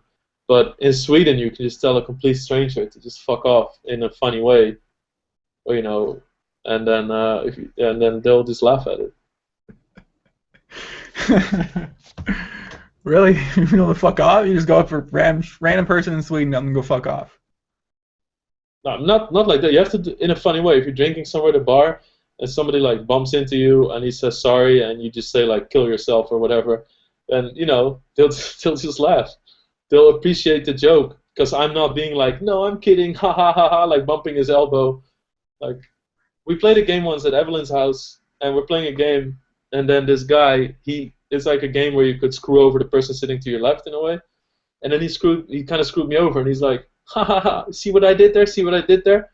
I was like, yeah. I was like, get AIDS and die. Who was it? This I don't know. Remember, but it was the guy from Magic. It might have been Magic. I don't know. It was just in Vegas, and I just tell the guy like, get AIDS and die, or die in a grease fire, or whatever. And it was just like, and he looked at me, and that's the moment when he wanted confirmation that was a joke, right? And if I just go like, ha ha ha, I'm kidding, then he would laugh, and I was just like. And he got so uncomfortable he wanted to leave. And then Evelyn was just like, baby, tell him it's a joke. Baby, come on, please tell him it's a joke. He won't understand it. And the guy was like, what? Why would you say something like that to me? And I was like, just fuck off, dude. And then Evelyn just goes like, no, that's a joke. That's how people tell you they like you in Europe, Right. Yeah. And I was like, yeah, it's kind of true, but he doesn't need to know that. Like, people need to get used to the cynical humor, I'm not here to fucking present out smileys to people who don't get my jokes. Oh shit! I can't even take it anymore. Oh my gosh! What was some other comments people said here? Someone said something about somebody named Kathy. Where was that comment at? Say hello to Kathy here. She says you are. Oh, okay. Hello, Kathy. There can't be a woman watching. The only woman watching right now is Evelyn, and she's only watching because she's in the same room. So. No, she watched the whole thing. She likes the whole thing. She watched the whole thing after too when I was in Holland when she wasn't there. She watched it twice. Yeah, she likes her podcast anyway. Shout out to her for liking the podcast. She's one of 5 women that likes the podcast. Congratulations. One of maybe like 6. Actually, literally it might be 5. I'm not sure. That's the Asian peace tag. Hey Lex, my brother wants to know your screen name on Dota. What, like account name or screen name? My screen name is Hyung Razi, which means like Big Brother Razi. It's a Korean thing. It's from StarCraft. But I just play on the Razi too. What the fuck? Just heard of Dota recently and had no idea what it was. Was on Chatterbait. And this young guy was tipping $1,000 tips. He mentioned he coaches gamers, with Dota being the main one. Well, it's really actually crazy, like what those on Twitch, like some people have donations up, right? And they'll have the top donations, and it's in a way to show gratitude to those people. And I think there's also like kind of an underlying motive for people to try and bid up to that, like top the list. So they'll do daily donations, all-time donations. There's people who fucking donate $6,000 to random streamers, people you've never seen in your life, and they'll just be like top donations, $6,700, and this is a very rare thing that happens, but they do it, you know. Are you gonna go? Okay. Okay. So I don't know. It's really it's crazy that some people. So yeah, people give tips in a way for streamers, and it's an appreciation. And if you have a fuckload of money, or you think it's worth to support somebody who makes their money streaming by giving them $6,000, then go for it. You know. I mean, Have you ever thought about streaming on Twitch? Yeah, I did. I just don't know, like that, like Alex KP guy is streaming, right? Mm-hmm. Just the fact that what I've noticed in his game, or when he talks about me, would just, like, I don't see how you could make anything per month if you play against somebody every day. You would have to have a stream where I would play probably 1-2 PLO, because it doesn't have a lot of the regs of the 2-4 plus games. So I would have to play 1-2 PLO with a lot of chat interaction, trolling, just doing fun stuff, and not.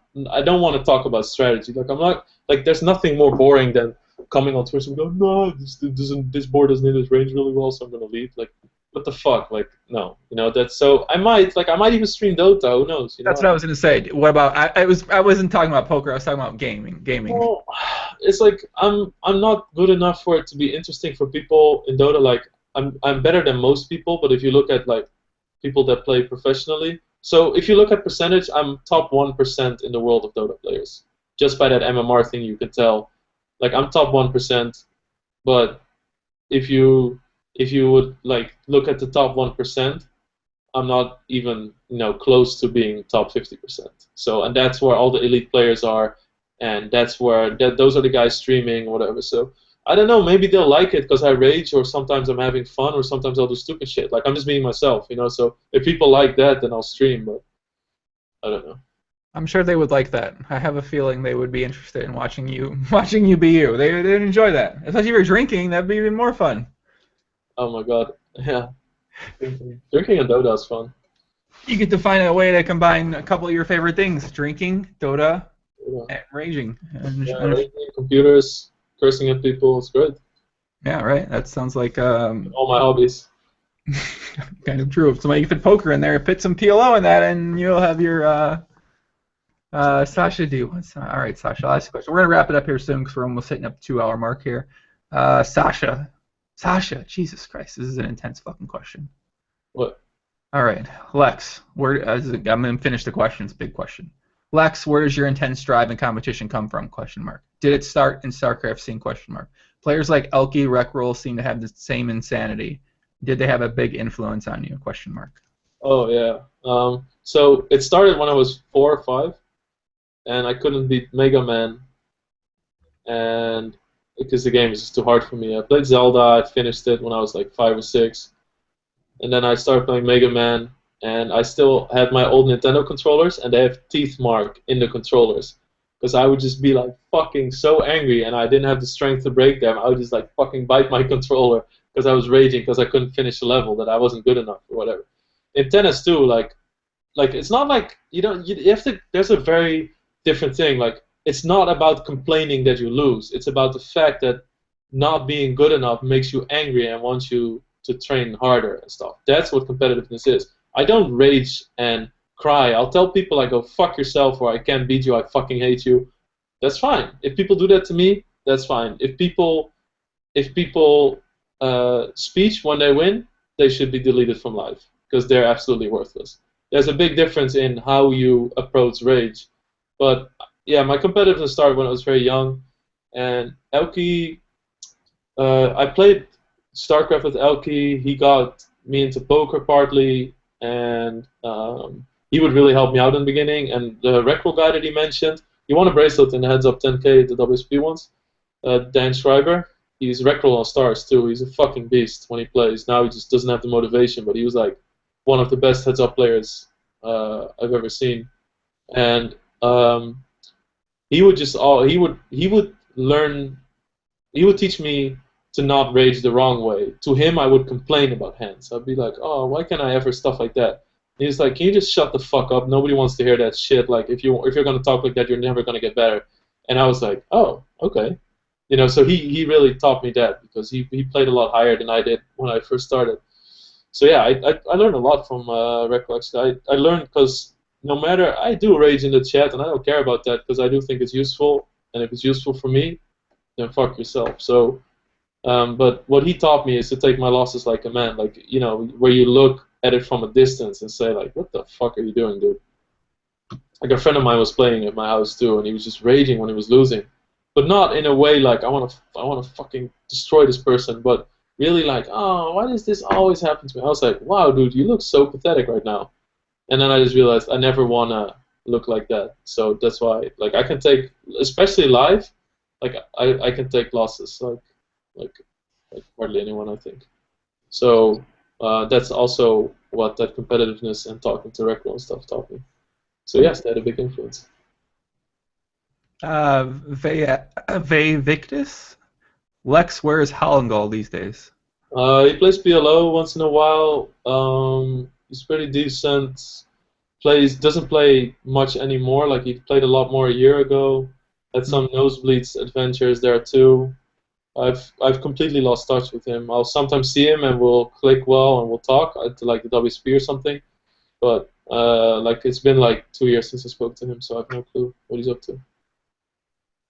Okay, it's kind of it's a pretty long time. I guess it's not that long really in poker world. Well, I mean, like it's not, even if I would see him, it's not like we would just go out and party and hang out. I don't know what it is, but we just kind of like grew apart or something. I don't know. So used to talk to him a lot. Now I don't, and we're both fine with it, so it's fine. Yeah, that happens. Yeah, shit happens. All right, guys. I'll take a couple more questions. Get some shout-outs. I haven't given any shout-outs. It's like a long time we're going without giving any shout-outs in my life. Who we got out here? Who's been here the whole time? Not sure. What is your call-outs, Joey? My what? Your call-outs. You don't know that? What They always used to do in gaming. They used to do shout-outs, and then they always do call-outs. Call-out is like, I would just say like, fuck Antonio. That's a call-out. What kind of call? I don't know what we're Shout-out is to a person you like and who supports you, or who you support. A call-out is to a person that you have beef with, or you don't like, or you don't support what they're doing. Oh, fuck yeah, Alex KP is a fucking Alex KP. Fuck Alex KP. That's what I would say then in that scenario. All right, cool. Alex KP is a big fucking pussy. Likes to talk shit, make shit up. Yeah, he's trying to like shit on you on a stream or something, right? Yeah, and then when he posted in his thread, he was like made a bunch of things up, like broke, like someone not. I don't even know, like just making things up. I was like, what the fuck are you talking about, dude? Like, stop being a big fucking pussy. He's like, you're trolling. You're not gonna to a win rate bet. I challenged him to a profit prop it. I was like, who makes most profit in 31 days at 2.5 Zoom? Me versus you. I'll do it. 50K. Let's do it. I mean, that seems like you said I was bad. I'll fucking bet. Let's do it. And that's all you have to say, because the fact that he didn't respond to that just means that he's a pussy, or that he just can't back up what he said. So no, he just made up a big long post about making shit up, and I mean he hasn't talked about it again since. So well, yeah, whatever, dude. Oh my God, these questions. Come on, guys. This is fucking big questions. Josh, what's up? This has been a good one, guys. Bang bang. Thanks, Josh. Martine Vanderhurst. It's like a combination of all the Dutch names put together in one. Great podcast. Thank you. Sasha, I need to have you send me questions before, buddy. You send me some good questions. Does Lex have any poker videos? He's got poker videos on YouTube. You can search his name. If you want to see him bluff at the World Series of Poker, there's plenty of videos on YouTube of that. Yeah. Shout out to Poletico. Isn't Poletico a PLO player in Stars? Pale Tokyo? Who? Paletokio. I don't know. It doesn't sound familiar. I thought you mentioned a guy who owes me money. So. Okay, you know, if he owes me money, I might know. I think this guy's a poker player. Yeah, I think so. Let's see. Alex KP is a boss, guys. All right, I'm gonna ban this guy. Niles Bekojo. I'm sorry. I'm gonna have to ban you from the chat, my friend. Bang bang. Gotta ban somebody here. Joey, your 2+2 interview was good. Thank you. Oh yeah, I was on the 2+2 Pokercast, guys. You didn't hear that. It's nothing. If you guys listen to my stuff regularly, it's probably all stuff you guys have heard before. But it was fun. Just God, this guy's names. Where are these names coming from? Joe, you in a drink battle with. I can't even attempt to pronounce this word. Noctagorban. You and me and Lex in any drinking battle. I will not beat Lex in a drinking battle. But it's like so weird too. It's like so day dependent, right? Like we have a regular bar. It's called Vanus that we go to in Holland, and it's like it's the first time where I can say that it's like the kind of bar where we just walk in and have a coffee in the afternoon just to talk to the owner for a bit, or that you know regulars that go there. You know, Mm-hmm. it's the first time in my life that I had that feeling where, and it's like a living room that has no rules, but everybody sticks to the rules, and it's like all different types of society, all different people from different corners of society are there. And when we're there, there's so much laughing, and we'll just, a friend of mine will just start playing the music instead of what the bar wants to play, and he'll just start playing like all these fucking happy songs from the 90s, like all these happy hardcore, and then we'll just start drinking, standing on tables, doing flips, throwing coins against the wall for money, whatever. Like, it gets really crazy, and that like on those nights, I can pretty much drink infinitely, like really infinitely. And then other nights, sometimes when I'm in another place or like I'll get buzzed after a few drinks and I'm not feeling it. So it's very different with me. Wait, can you do a flip right now? A flip? A backflip. You can do a backflip right now. Flips? What? Are you a poker player? I thought you said you could do a backflip. Fucking flip, like a fucking like we just put all the cards on the table and whoever draws the highest card wins. I Flips. thought you meant like you said I'm standing on the bar and doing flips. I thought you meant you're literally flipping up the fucking bar. No, I'm just fucking organizing, like pointing everywhere who takes which card and whatever. Like, I don't do flips. I don't know. I'm not fucking. You do a backflip. I'm like, how athletic is this kid? I could train for it. Yeah, I'm sure that I have like the capabilities of doing a backflip, but I'm not Jason Kuhn. I can't just whip him out in between burpees. Okay. I think this guy Matthias. He says, Lex, if you start streaming Dota, I'm coming back. Matt, that might not how you say it. Oh, Mateus. Okay, that's cool. Yeah, no, I know exactly what it is. Hmm. You know how you pronounce his name? No. Mateusz. Mateusz. Actually, Mateusz Klazensky. Most of the time, people would say that name Mateus, but his name is pronounced differently. But I know exactly what it is. If I stream it, he'll come back. Oh my God! Now I kind of have to. Okay. Why do you say that? Because I used to play with him a ton, and then the way I got angry from Dota, he's also competitive, and he didn't like feeling that way after playing a game, because he felt that games should make you happy, so he quit Dota. No, interesting. What's he play now? What's it called? Hearthstone? Heroes of the Storm. Heroes of the Storm. There's so many games. Game that Dota is, but then from Blizzard, and it's like less impact. It's like full ring limit hold'em. I'm out. No, I'm not sold. Nope. He said it's a date. All right. All right, I'm going to wrap it up. It's almost been 2 hours. Lex, thanks for joining me, my friend. All right, always a pleasure. We'll have you back on soon. Guys, for the questions, we've had a lot of questions. Obviously, I didn't get to them all. There's been a lot of questions. So, yeah. But, guys, thanks for tuning in. It was fun. I'll be back sometime soon. I'm not sure with who. Let me look at my schedule real quick. Who I have been coming on next?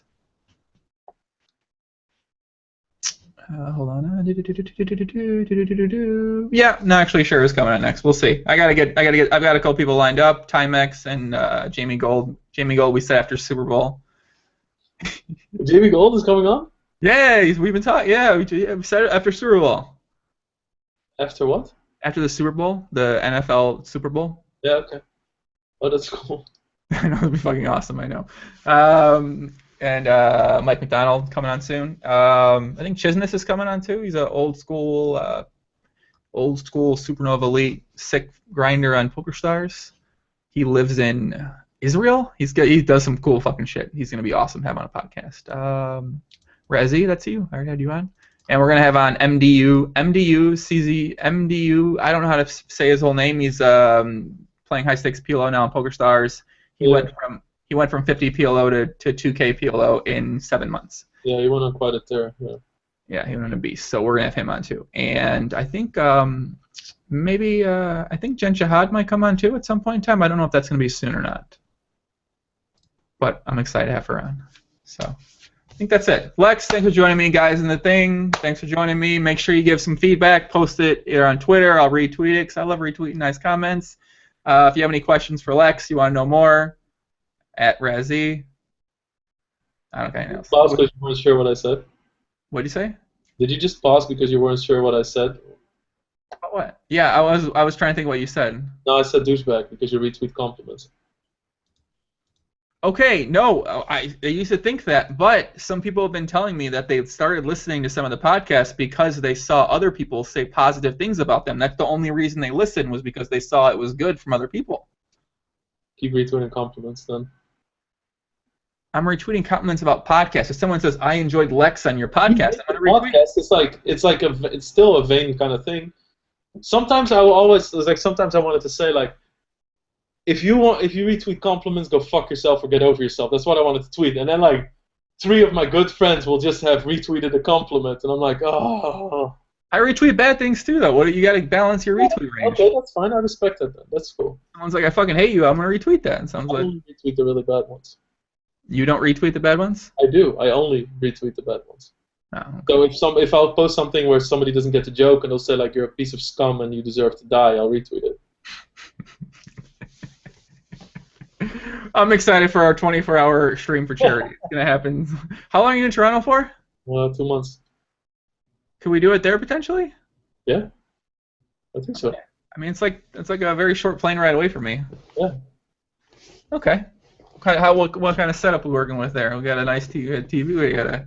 Well, I mean, we would have to do it on the. You would have to either bring a laptop or a monitor that we can hook up to a laptop, or something like that. Because I have 2 monitors here. Well, I guess we can just each use one of those monitors. Yeah, I have monitors. Yeah, Can we do it on the same stream? What if we just put us both playing on the same stream? Put 2 webcams, one in front, one behind, or something like that. Or I don't know how streaming games work actually, so I'm not sure. Let's figure it out later. We'll figure it out. All right, Alexa. All right, guys. See you guys later. Bye. Let's see.